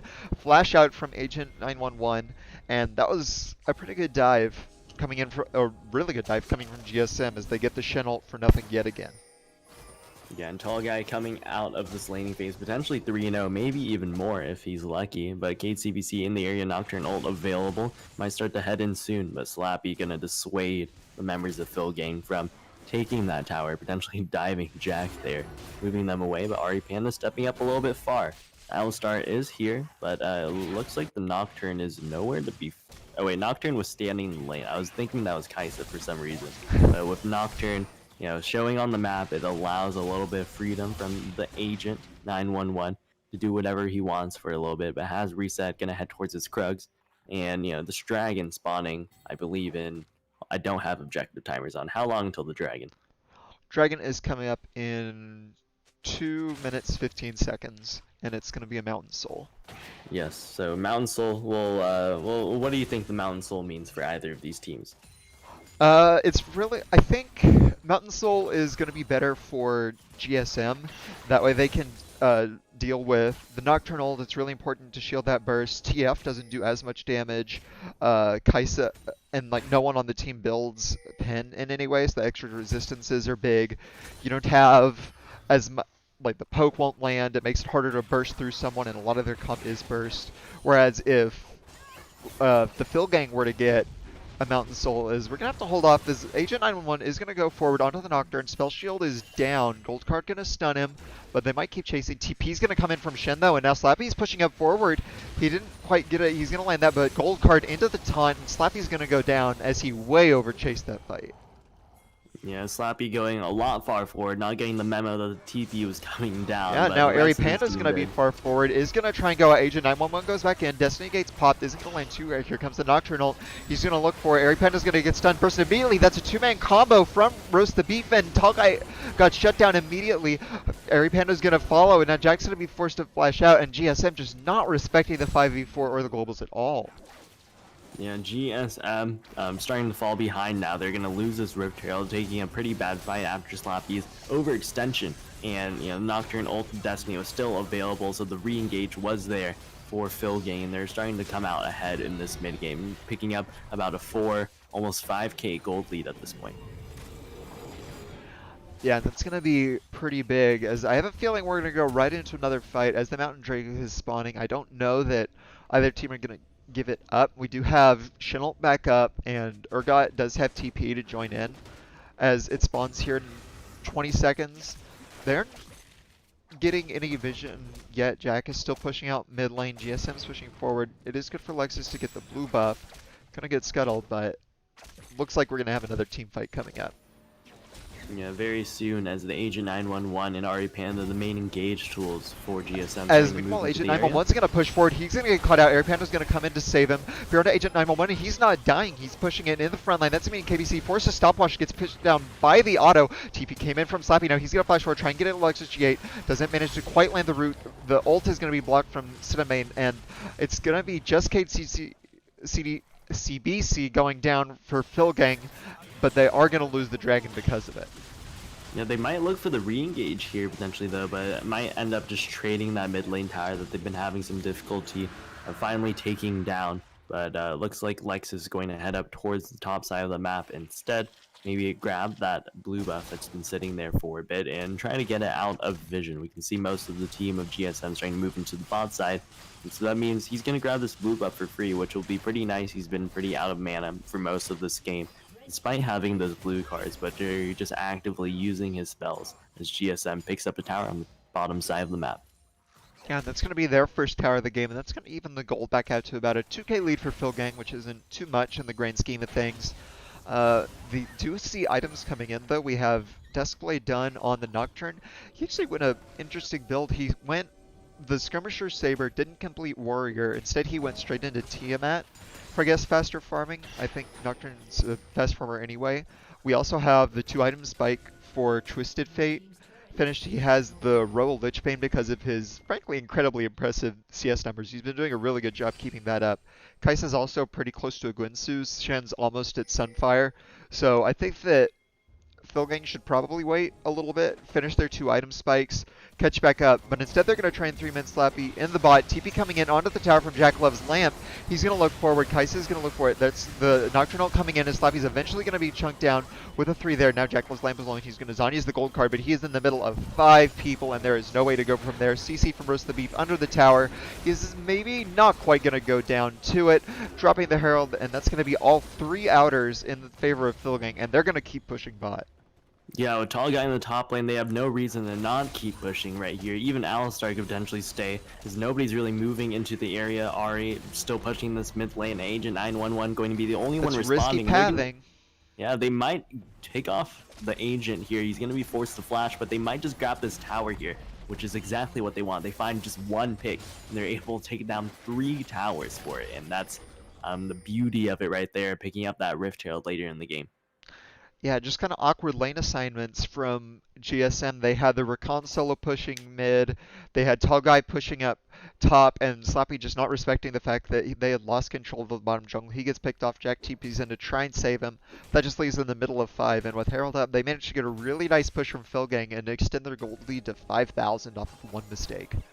Yeah, and GSM really struggling to get back into the game here. As we can see with their team composition, they don't have they have a lot of utility, I would say. Xayah still puts out a lot of damage, but has that CC built into her kit. Heimerdinger is I would say a lot of utility, especially with the turrets with zone control and a lot of the using the ults with the bouncing grenades. I wouldn't say it's as much damage as a lot of other mid laners, and especially with the Mumu and the Rakan, they have these abilities to make the plays, but I feel like they just don't have enough damage to bust through the composition of Philgang here. Yeah, they don't have the best way to chew through the Shen. The Heimer turrets will do a good job, and it's just item spikes once again. They had item spikes completing. They have item spikes completing for the side of Philgang. They have the TF onto almost at the death cap. GA's done for Nocturne. Kai'Sa's finally hit her 2-item spike. On the other side, it's just components. You have Black Cleaver, not even close to Death Stance. You have Essence River BF as a detour for a cleanse against all the CC from a Philgang. 2 items on the Heimer, but the Zhonya's isn't doing the most damage, so GSM's going to have to stall and get into a good enough item spike to be able to contest. They want the Infinity Edge on the Xayah, maybe a bit more damage on the Heimer, a Mumu to get a bit more tanky, Death Stance for Urgot, and then they can fight. It's just a question of how much Philgang can get done in the time where they have the big advantage. Yeah, it seems like they're starting to run out of time, as well as Vision Gang starting to push out this this Vision lead in towards the topside river. Ari Panda just refreshed some of those wards, but now with no wards on the map, yeah, I think just dropped her final ward.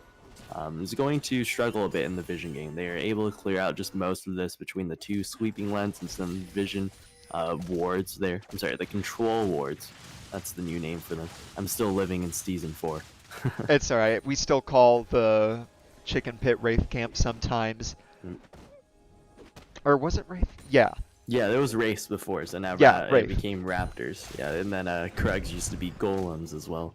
Yeah, and then Gromp was the big Wraith. White? Yeah, it was white when Gromp was first released. Yes, I think so. And yeah, then something they like change that. it to the frog. As along with the digression, we have another dragon coming out. This would be Soul for GSM if they could pick it up, but they're at a pretty big disadvantage in the fights. I think Deathcap now done for TF. He is actually so far ahead of the item curve of pretty much anyone else in the game. Also, Thornmail for a Mumu. That's interesting to pick up early. Usually, unless you're Rammus, you just stick on the Bramble Vest for the Grievous Wounds. Don't always do it, but here comes the engage from Ari Panda. Doesn't quite land the combo as a 3-man knockup from Roast the Beef. Going to be flashed forward. A bunch of damage coming out from the Twisted Fate. That's going to get Jackal's line low. He's forced to Zhonya's. Slappy comes in. Nocturne's on the back line trying to get onto the Xayah. Does land, but she's going to flash away with the QSS. Slappy's trying to get it done, but a stun gold card coming out from the Twisted Fate. Flash forward from Kai'Sa right into the turrets and the feather. She's going to go down from all the traps. Ari Panda tries to come in to peel her Xayah, but immediately gets CC'd and picked off by the Shen taunt. Now Jackalove's Lamp is the only one left against 3, trying to kite back into his turrets, but they're going to go down as Nocturne is a very, very fast boy. You're going to chase him, land the Fear Tether, and they're going to Fear Jackalove's Lamp, taunt him up, get him down, and now pick up the dragon. Yeah, and they finally pick up that dragon, second one of the game for them, but we just talked about how GSM just doesn't have the tools to be able to fight right now. They need more items, they need, even with their composition, they just don't have enough damage to be able to match Philgang at this time in the game. And taking that dragon fight, they could have possibly just given the dragon over, in all honesty. It was just second dragon period for Philgang. They already have 2 dragons under the belt. Maybe want to try to accelerate their win condition of, we need to get this dragon soul, potentially put them at soul point. But they're just so far behind right now that it's such a big struggle for them to get back into this game. Yeah, and it's not, and they're the team that does better into Mountain Dragons because they have more sustained damage with the Heimer and the Xayah and the Urgot to be able to do it. The Philgang is more burst combos and playing around your CC timing, so it's not as big of a deal to get one dragon, but they fight it anyway, end up losing the fight and the dragon, and now that they're 7k down, that makes Baron even harder. There's just so much CC between Nocturne, Gold Cards, and Alistair, Shen ulting in on top of it, that it's really hard to face check in and get vision around the Baron area to be able to try and get a proper fight going. Instead, you're probably going to get picked off 1 by 1. They are going to look for the mid tower. That's going to be nice to get down to give them a bit more control, though TF will have some time top to make up for it. Yeah, they're setting up some kind of 1-3-1 right here, and due to the slow rotations, or just not building enough pressure in the side lanes, it allowed GSM to be able to pick up that mid lane tower very easily. Just group up there. Lexus on the side lane just wasn't at that tower yet. Same with the Shen. With all those towers down the bot lane, not really anything to pressure right there. Yeah, and that's something else to keep in mind is the 1-3-1 from Philgang, because you have the TF with all... Heimer does have TP to match it, so GSM isn't completely helpless to it, but it is a good way to get advantages for Philgang. When you have the lead, it's a lot easier to do 1-3-1, and because they have so many globals, you can attack any lane you want to. So it is going to be hard for GSM to macro their way through this game, and they're going to have to rely a lot on how strong their team fight is. Yeah, and they do start up this Baron right here. Ari Panda sort of in the area, might face check right here and find them onto the Baron. Hey team, they're on the Baron right now, but I'm getting chased down by the TF gold card. And it's a big struggle for them to even get into the pit. And Amumu, yeah, on the bot side of the map, there's no way that GSM really can test this here. It's just a free Baron for Philgang. Yeah, they just sent Amumu bot lane to show against the Shen, I guess trying to get a pick on him, but instead they aren't able to get him. Free Baron picked up for Philgang, and now with Baron on a 1-3-1 comp that involves Shen and TF, it's going to be really hard for GSM to defend this. Yeah, with that 1-3-1 being set up right now, Center main role not even needing to back really. Could just continue pushing on down, is very strong at this point in the game, probably going to finish off that Spectre's Cal. I'm sorry, so finish off the Spirit Visage if you can. But it looks like just sitting on that Kindle gem, no room for control wards. I would shame him, but he's doing pretty well in the side lane. Doesn't really need any vision. Yeah, he's pretty safe. There's no really reason to pick him off at any point in time, so he can just play very aggressive right now. Just let his team kind of set up in the other parts of the map. Just get ready to use the Stand United whenever he needs to. Yeah, and Cinnamon does have 1,500 gold on him. He doesn't have to finish an item. I do think that he should have gone towards Adaptive Helm. He has the Kindle Gem, which you think is towards Spirit Visage, but Adaptive Helm is a lot better into the magic damage that's on GSM with Amumu and Heimer, because Shen has no healing in his kit, really, other than Grass procs, and it's not like his team has any big healer like Soraka or Sona. So I'm guessing that he started going towards Spirit Visage and realized that it wasn't the best item to get, so that's why he's going back on the map with so much gold in his inventory, or he just forgot to buy, which is another possibility, as looks like the 1-3-1's finally getting started, as Agent 911's in kind of an awkward position. They aren't able to collapse in time. They do get the Destiny out from TF.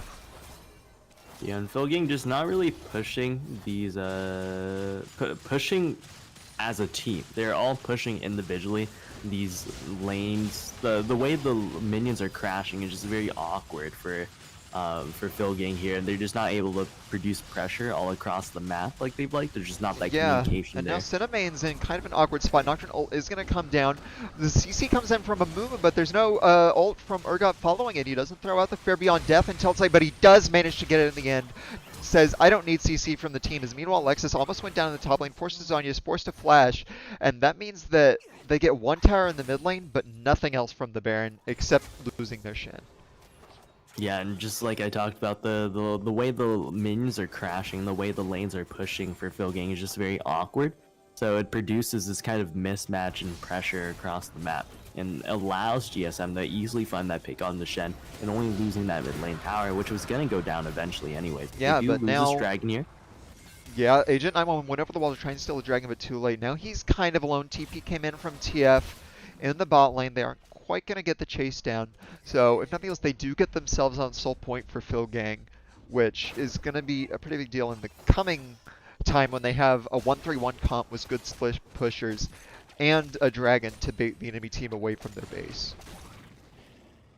Yeah, this is looking pretty good for Philgame. They're gonna be able to close this out nicely, but they're struggling to r- bust down into the base of GSM here. Which GSM, we gotta give kudos to them, is very turtling very hard. They're trying to stay in this game as much as they can.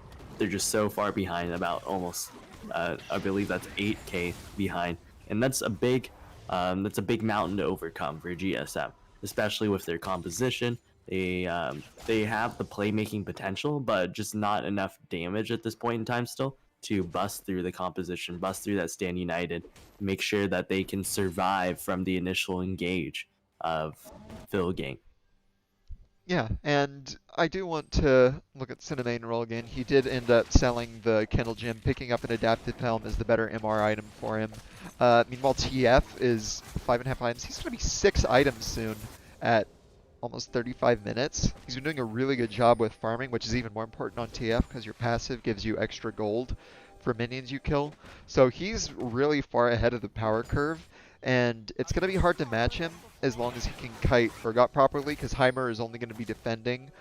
He won't be able to actually pressure for a kill with how much is. Meanwhile, Nocturnal's going to come in top, immediate flash away from Jackal's Lamp, breaks the tier, they're really nice stun to stall it, as Chenault looks like didn't come in, he just ran up. Does get Cave and CBC low, so Nocturnal for the Heimer flash. Yeah, it's an okay trade, but Heimer won't have flash for the next fight. Baron coming up in 1 minute. I expect both teams to fight over that. It might just be the end of the game for GSM if they misplay. Ari Panda chasing down Roast the Beef. She's very intimidated by the recon support there, with no backup from the team, but still pushing forward. And now they're pushing into the mid lane. Slappy, Tall Guy, and Ari Panda, 3 members of GSM strong, trying to put some damage on this mid lane turret, but Roast the Beef is here. He might find the play. Oh, flash over from Amumu, though. That's going to get the stun onto Narawana. He's going to flash out, get the Chenault. Does manage to stay alive. As Slappy's still hitting the tower, going to be forced to back off on that. So, bunch of ults used. They do get both Sums and the Shen ults off, though. So, I'm not actually sure who came out on top. Yeah, but in the bot lane, Twisted Fate still pushing. Jackal's Lamp just pushed into that inhibitor, forced to stay there, not able to help his team at all. Very wise, because he did have the TP, could potentially go in there, but like a G40 without ultimate, without the TP, had no way to move over there. So very well played by him, forcing Jackalove's Lamp to stay or lose his inhibitor if he were to leave. But that mid lane tower is just, I believe, 1 auto attack away at this point. So very unfortunate for GSM not able to pick up that one, but could potentially do it in the future, and it'll accelerate their push very greatly if they were to, say, win this Baron fight, able to get the Baron and just push forward. But Phil Gang already starting up the Baron. Here comes Amumu in the area. Speaking of Baron fights, Amumu's coming in. 1500 does look like Baron's going to run. He gets in the pit, doesn't quite manage to land this fight. Nocturne's going to take it. Now that's a fight afterwards. Amumu's in the middle of the team. Roast the Beef does get very low, but they just burn through Agent 901. He's going to go down. KCBC, no one's finishing him off. He does get popped into GA. Really nice stun from Jack, and he's going to burst down Narawana. He's going to go down. No, State CDC is going to try and run. That's the spear hook. He managed to land it onto the Alistar, gets him down. Rakon's going to chase down Lysis G4 as well. He's going to go into the Zanyas after getting 1 return kill on Jack, but he's going to go down immediately afterwards. Tall Guy almost got one shot by the 6 item TF, but they get him down, and that means that Shen is the only one who managed to escape with the Baron after a really well done fight by GSM. Yeah, what happened there for Phil Gang, as Cade CBC jumping into the back line, going into his GA, and a very well placed stun by Jackalove's Lamp, able to assassinate essentially Narawana. And that means GSM gets to stay in this game that much longer. They find themselves, just trying to come back into this game. We talked about how they maybe won't have the damage to cut through the composition of Phil Gang, but if it's so scattered, so chaotic like that, that's the style of fight that GSM thrives in. Not these organized 5v5s that Phil Gang has been setting up, but in the chaos, GSM rises like a phoenix. Yep, and now they're going to be up in time for Dragon to spawn. One thing to look at, however, though, is that Heimerdinger burned TP to get to the fight, whereas TF didn't. So TF is going to have a chance to join in before Heimerdinger will in this fight around Dragon. So GSM's going to have to stall to pick it up.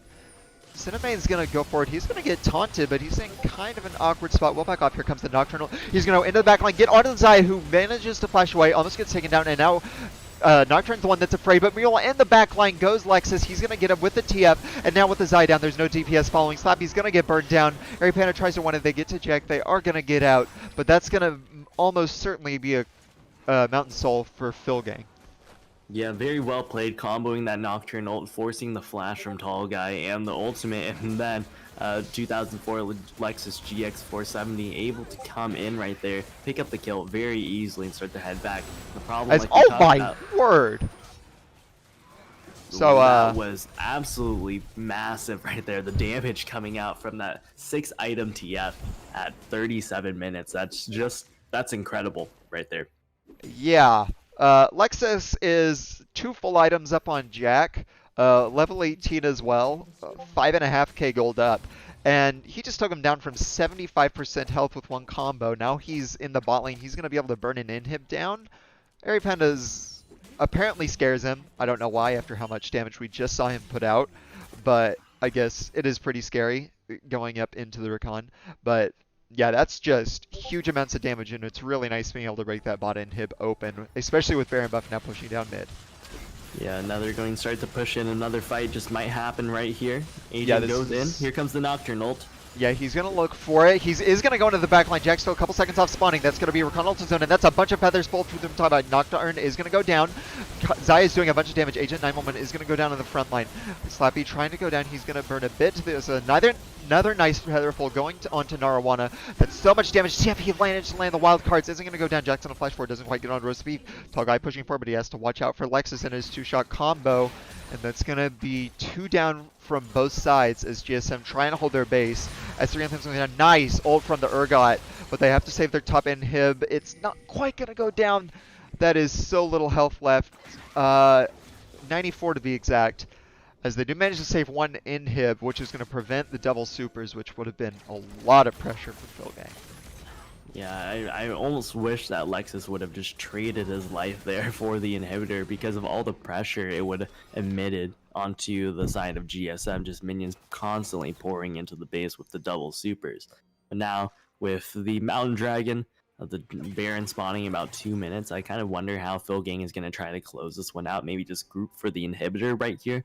The top inhibitor, and maybe force them to fight for it, but it's just so low that there's no real baiting for a fight right there. They just need to make the play at this point. The Shen ult plus the Nocturne ult should be enough to be able to finish off the composition of GSM.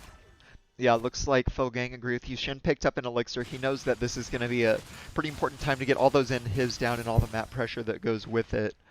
And it's just going to be pretty tough for GSM. They don't have enough MR for anyone to survive TF. They can just sit back.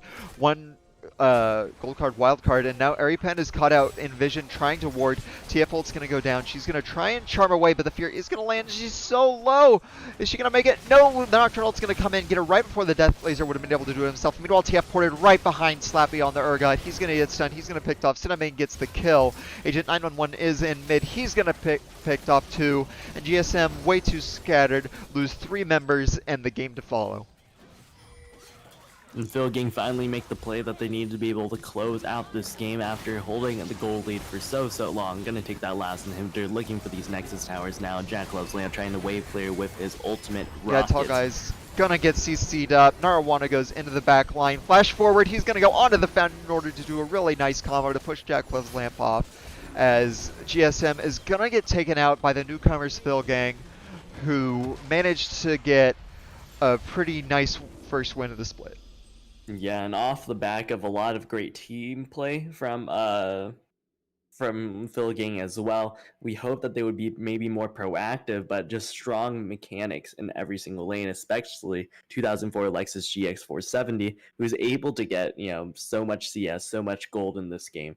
I hope to see more lane dominance from him in the future. But Jackalov's Lamp, his debut game in the mid lane, left some to be desired, but I know that Jack could maybe pick it up in the future, but I worry for the future of GSM and maybe their playoffs chances going in later in the split, as Phil Gang might be their direct competition, and losing the head-to-head to them is pretty massive in the GRLCS.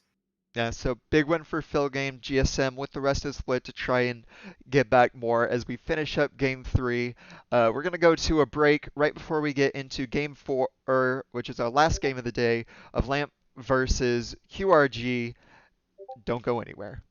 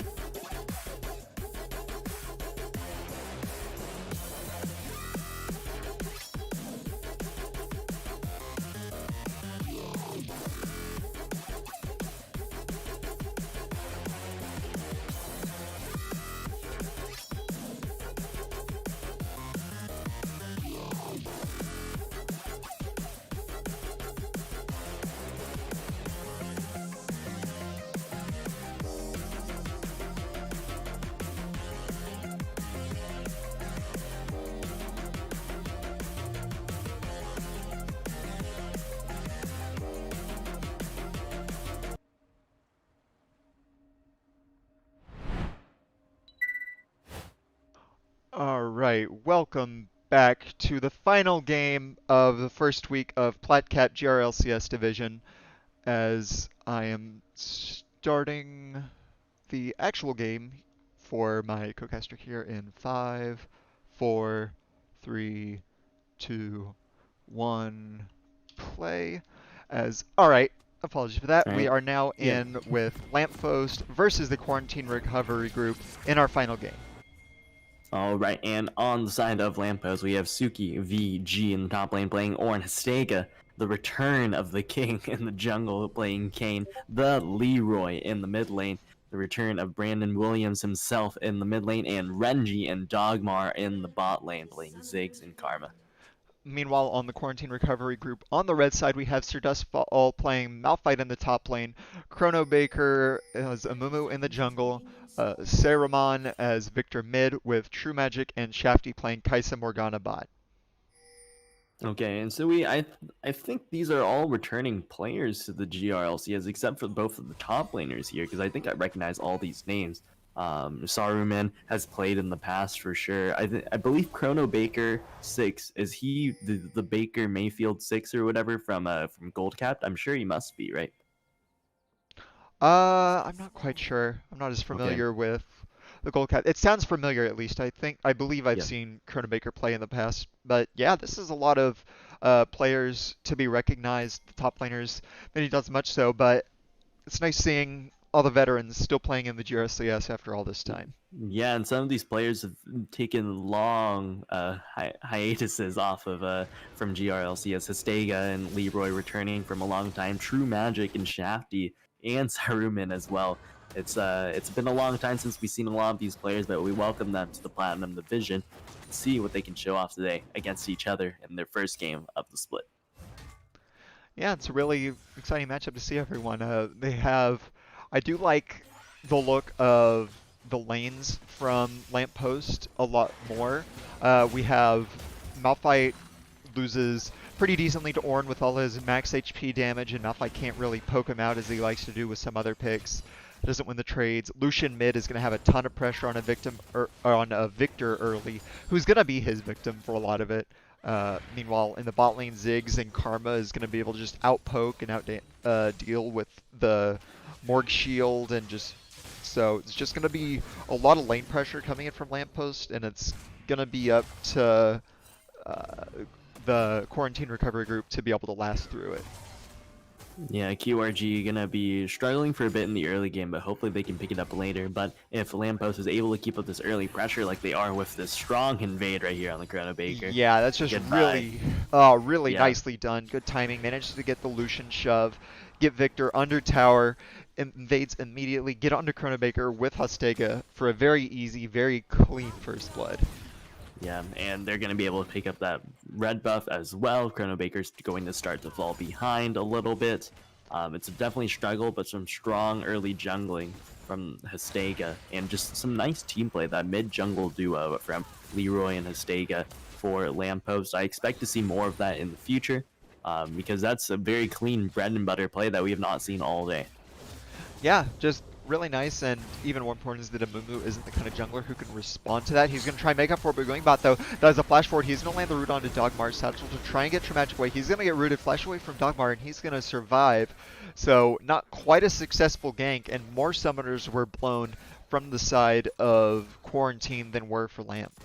Okay, yes, but meanwhile now Amumu is going to be forced to start that scuttle, and both Leroy and Hastake are heading over. They're beelining over there right now to try to deny that scuttle from Chrono Baker, who was able to pick it up just in time. But now Hastega still has a full top side to clear. Could potentially grab his Wraiths his Raptors as well on the way over, and just some nice clean jungle pathing from him. Meanwhile, Amumu just trying to repeat gank towards the bot lane. Dogmar has caught him out right here. Yeah. He's in trouble. Yeah, they know he has no flash, so Hastega says, screw the top side, I want to kill this Amumu again. He's going to go forward. They are going to give it over to Renji, as Leroy's going to take an aggressive trade mid, not quite able to get the kill. And that was just Chrono Baker staying a bit too long in an area when his bot lane was pushed in. Yeah, and Estega, very strong jungler, as we can see, communicating with his team, knowing exactly how to punish this Amumu pick, and that's what I like to see. I really want to talk about Leroy here piloting the Lucian. I'm not sure if you're familiar with Leroy's champ pool, but it's definitely not Lucian. It's a lot of control mages. It's a lot of, Vladimir playing some of the Zoe, stuff like that. Yeah. Quirky. I played with Leroy back in the Apache days, I believe, or maybe the split right after the Apache days, but I did play with him at least one split, I think maybe two, and he's definitely, as you were talking about, more of a control mage, play for just surviving the lane and then like roaming and being effective around the map. But I do like Lucian because one of the things he did used to do a lot is he liked roaming and playing with his jungler. So having this much lane pressure early on is going to facilitate him a lot for that. And it's just going to be able to keep Victor. He isn't picking up a CS lead so far with it, but he is at least keeping Victor pressured under tower to allow Histega to have full run of the jungle.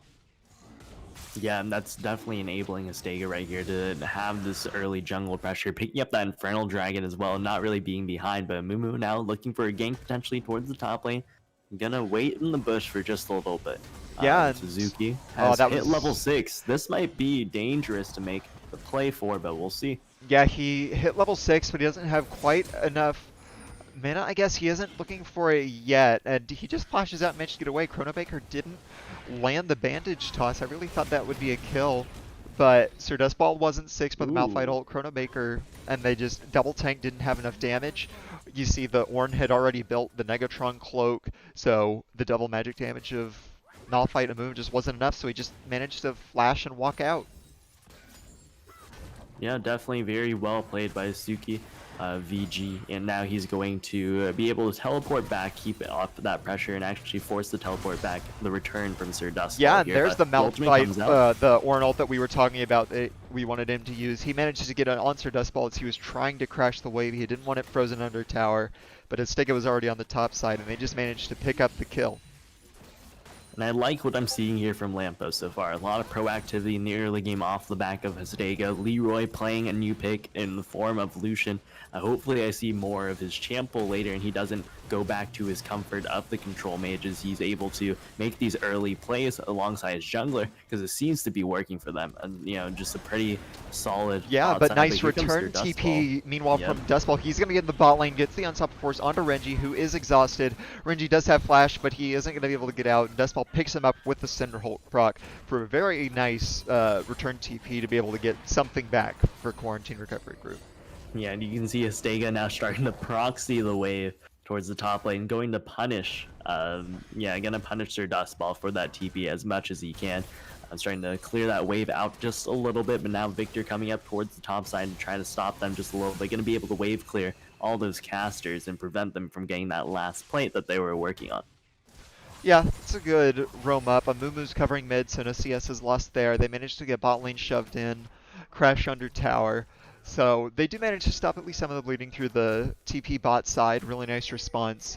They're going to have to watch out for Histega on the Kayn. He is with Conqueror, so he's going the red Kayn, which is just so good into these kind of comps at just stalling, be able to do damage. And Chronobaker's getting invaded again, and this is so bad for him. Yeah, I'm getting a little bit deja vu right now. That seems very, very familiar, as if it happened, you know, about 5 minutes ago. Yeah. But now, Victor familiar. now just heading back towards the mid lane. It's the same exact way too. They're just waiting in the bush this time. The only difference, Kayn has ultimate. But now they're heading in. They're going to stop Saruman from picking up the kill potentially, but a lot of damage going on to Leroy. He might be forced back here, but no flash forward from Saruman to finish off the kill. He knows he might not have enough damage right there, just knowing his limits at this point. But now, Chronobaker heading into the bot side of the map, Dragon spawning about 1:40 for either team. But Histega's there as well. He's going to start to clear out his bot side, maybe pressure towards the bot lane as Leroy has to back here. Might try to counter gank this bot lane because there is a lot of vision control right there. They're going to be able to spot out Chronobaker very easily as he heads into the bottom side of the map.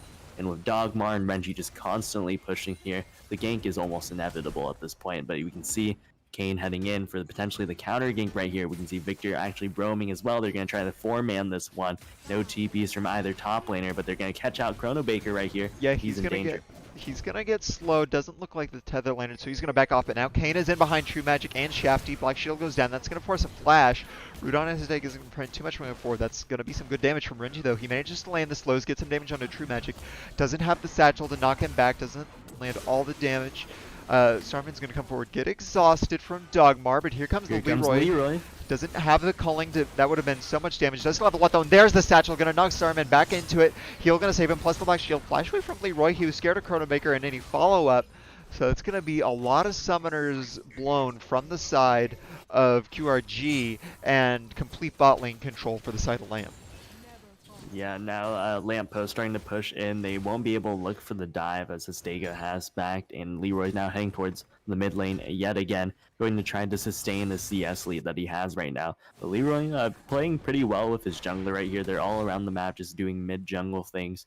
Something that we don't see too often in the GRLCS. The only team that I would say even rivals this kind of mid jungle control is Return of the Middle Sticks, and we saw today that they weren't performing up to par from what we expect between Ikato and X-Craze. But now Chrono Yeah, Baker meanwhile, in the mid lane, yeah, Chrono Baker's just going to lay on the ulti. Saraman is going to be able to finish off with the Victor damage.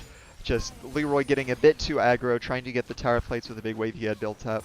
Couldn't quite get it. Meanwhile, bot lane's also getting low, and Ziggs is really, really good in tower plates because his execute works on percent HP, so all the armor, MR, the just damage resist that the turrets have. If you get it low enough, it doesn't matter. And so Ziggs gets really easy first towers, which is going to look to be the case this game as QRG backs off. Yeah, it looks like they're going to be able to get that tower very easily. They know QRG is nowhere to be found. They are just knocking down that tower, and Satchel grabs it. And I expect a lane swap now. This is definitely the time the lane swap, if any, for Lamppost here. And now moving Ornn into the bot lane, just hold. Both of them are backing at the same time. This might look very beautiful. Rift Herald is up as well. They're going to make the play. Well played by Lamppost. I commend them for that. Not many Plat teams would make the lane swap right there, but I know Histega, with the biggest brain of them all, called that for his team, and now Lamppost with some strong macro maybe could contest some of these. They're a new team to the GRLCS Platinum Division. The reigning champions of Return of the Middle Six and Sensei Squad have been dominating the division for a long time, but I could see Lamppost definitely kind of making their presence heard in the Platinum Division with what I'm seeing here today against QRG. Yeah, they just have some really clean map rotations, and they're supporting each other well with the plays they want to go for. They've managed to get really good advantage in the jungle through Leroy. They've supported their bot lane as their bot lane has gotten a 30 CS lead plus all the plates. Now they're looking on top tower to get it down, and they're just getting really good rotations off, really good advantages. Nothing flashy, nothing fancy, just really good, solid play to now have two turrets, both with full plates going over to them, plus the opportunity for a Herald fight. And at the moment, they're doing a very clean job this game to get a lead. As fight's going to start, Shafty's going to go forward. He's going to land the Soul Shackles, exhaust on Dogmar. He's going to flash away. Zonya's from Shafty. New LTP comes in from the Ornn. Shafty's immediately isolated in the back of the team. Here comes the Ornn Horn. Doesn't quite land it. True Magic almost ults into it, but it does land on Chrono Baker. Here comes the Ziggs ult. VG does manage to burn down onto True Magic, and now Kamumu's going to kite away as a 2-for-0 fight in the favor of Lamp, plus another tower. That's going to be all 15 plates going over to Lamp. Yeah, that's quite impressive. I don't think we've seen this dominance all day from any Platinum Division team, getting potentially all 15 plates, and they're going to be pushing in here, just grouping up, trying to use a Ziggs Satchel Charger. Instead, they turn over to the Rift Herald. And I just want to point out the fact that since Suki was able to teleport back before Sir Dustball, there was this really small window, like an absolutely small window right before the fight started, that Sir Dustball did not have TP to be able to respond to Suki's TP for about maybe 10 to 15 seconds, because we saw it was a return TP into the bot lane rather than the immediate TP at the same time. So they were able to use that very small window, which is just so impressive, to be able to use that and find the team fight that they needed. And it was an immediate 5v4, and QRG as a result was just unable to do anything about that. Yeah, just good play. I'm not quite prepared to give them full credit for the TP timers. Maybe it was, but more likely they were just looking to take any fight that they could, because they know how far ahead they are and knew that they win it pretty much no matter what, which is also impressive in its own right. I did get a little bit ahead of myself with the 15 plates, but they do still have Herald. Mid tower's low, and it's just looking like so far a really clean game from Lamp, even if it isn't quite as explosive of a gold lead as Return of the Middle Sticks. It's a lot more team coordination as opposed to just pure mechanical skill, which is going to be really interesting when they face each other. Meanwhile, Chrono Baker is going to flash in. He gets the double ult, but the Ziggs charge right on top of it is going to nuke him down. Renji is going to go down to it, though. The save TP from Sir Dustball is going to be used here to pick him up. Meanwhile, Dogmar is going to be chased down by True Maple. Doesn't quite get it. Now the Culling's going to shred him over the wall. Goes Saruman. He's going to pick it up. That's a really nice couple of kills coming in from the side of Quarantine. Yeah, meanwhile, the Rift Herald has been dropped in the mid lane as they try to zone away the rest of QRG from defending that mid lane tower. The Dragon coming up in about 45 seconds. Both Renji, Dogmar will be up to be able to finish that one off. Rift Herald's going to take down that mid lane Oh, tower. flash forward, double knockup. Histega goes in with the play. Nestor Dustball is going to try to run. Malphite's a bit too tanky to come in, but Shafty is going to die for it off of a pretty nice double knockup from Histega. Yeah, and it looks like they're going to be able to get that Rift Herald. Oh, it was so close, honestly, Sir Dustball. Very clutch right there. Not letting the Rift Herald charge, but Dragon coming up, vision control over to the lamppost. You can just see how much vision they have around the map right now. This is very impressive. Setting up for this Dragon right now. They are ahead. They're going to be able to potentially take this fight. Kayn, Ornn, Lucian on the top side. They're kind of cut off from their team they are right now. a little bit separated. You don't have the Karma there yet. Renji isn't there either. Lucian's isolated on the top side. They just go up and kill him, but it looks like he's managed to somewhat isolate himself. Over the wall, he does manage to get it. Now Malphite's alone in the back line. They all went up for Lucian, left him on his own. Ornn did come in. Now Ornn's somewhat isolated. This has been a weird team fight so far, but he's going to go forward into the rest of his team. Stega's going forward, and no one's able to deal with the Leroy. He's going to dash in. Even with the exhaust on him, he has enough damage. The Mega Inferno Bomb's going to pick up True Magic in the back line, as Chrono Baker's going to get knocked around all over the place in the bounce house, as Lamp is going to pick up an ace, but for one. Yep, so now they're going to pick up their third Dragon in the game. Leroy actually trying to outplay Saruman right there and trying to potentially go in, but after this Dragon, they might look to push in towards this bot lane. Karma is there. Dogmar starting to push in, but no support from his team, really. The only one there is Suki VG, and they're not going to be able to push this up very far, especially with the rest of QRG respawning right now. But this is, keep in mind, this is all before 18 minutes, 3 Dragons on the board, 12-5, about a 7k gold lead, and just very solid map play that we've seen from Lamppost. And we came into this with a pretty blank mind. You know, we didn't expect much from Lamppost. From what we've seen today, they definitely look to be a top team in the division. Yeah, they have a lot more. This is definitely one of the 2 more stompy games of the day, and they have a lot more objective control than Rotom did. Rotom were winning through just sheer outplay, mechanical skill. They didn't always get objectives from it, but this is Lamp just coming in with full objective focus, able to get every kill that they've gotten so far has led to something. They've set up around objectives well, they've rotated well, used their advantages, and just a very impressive game from them so far. So now we see them starting to push in their lead just a little bit, just clear out some of these waves as Histega resets and gets back onto the map. They're going to be looking for some picks and looking for a way to close out this game. Baron spawns in about 2 minutes. That might be their gateway into finishing out this game. But with their strong lead, they should be able to take any fight that they need right now to be able to, extend their gold lead, extend their momentum that they've brought into the game thus far. Histega surely moving in, going to get spotted out by that control ward though.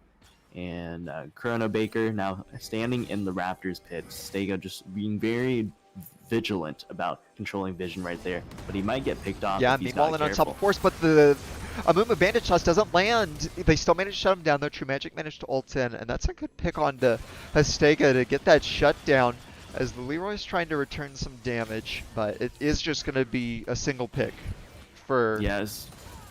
It seemed as if Histega did not want to use his ultimate there. He could have ulted immediately, but decided to try to get greedy, get that knock up first before he ulted anybody. As a result, the Mumu root came down. I don't think he was able to ult because of that root. Otherwise, he would have. But now the rest of QRG just kind of moving into the bot side. There's really nothing to get there, just moving around as a team, making sure that they don't get picked off for whatever reason, but still dropping waves in the mid lane.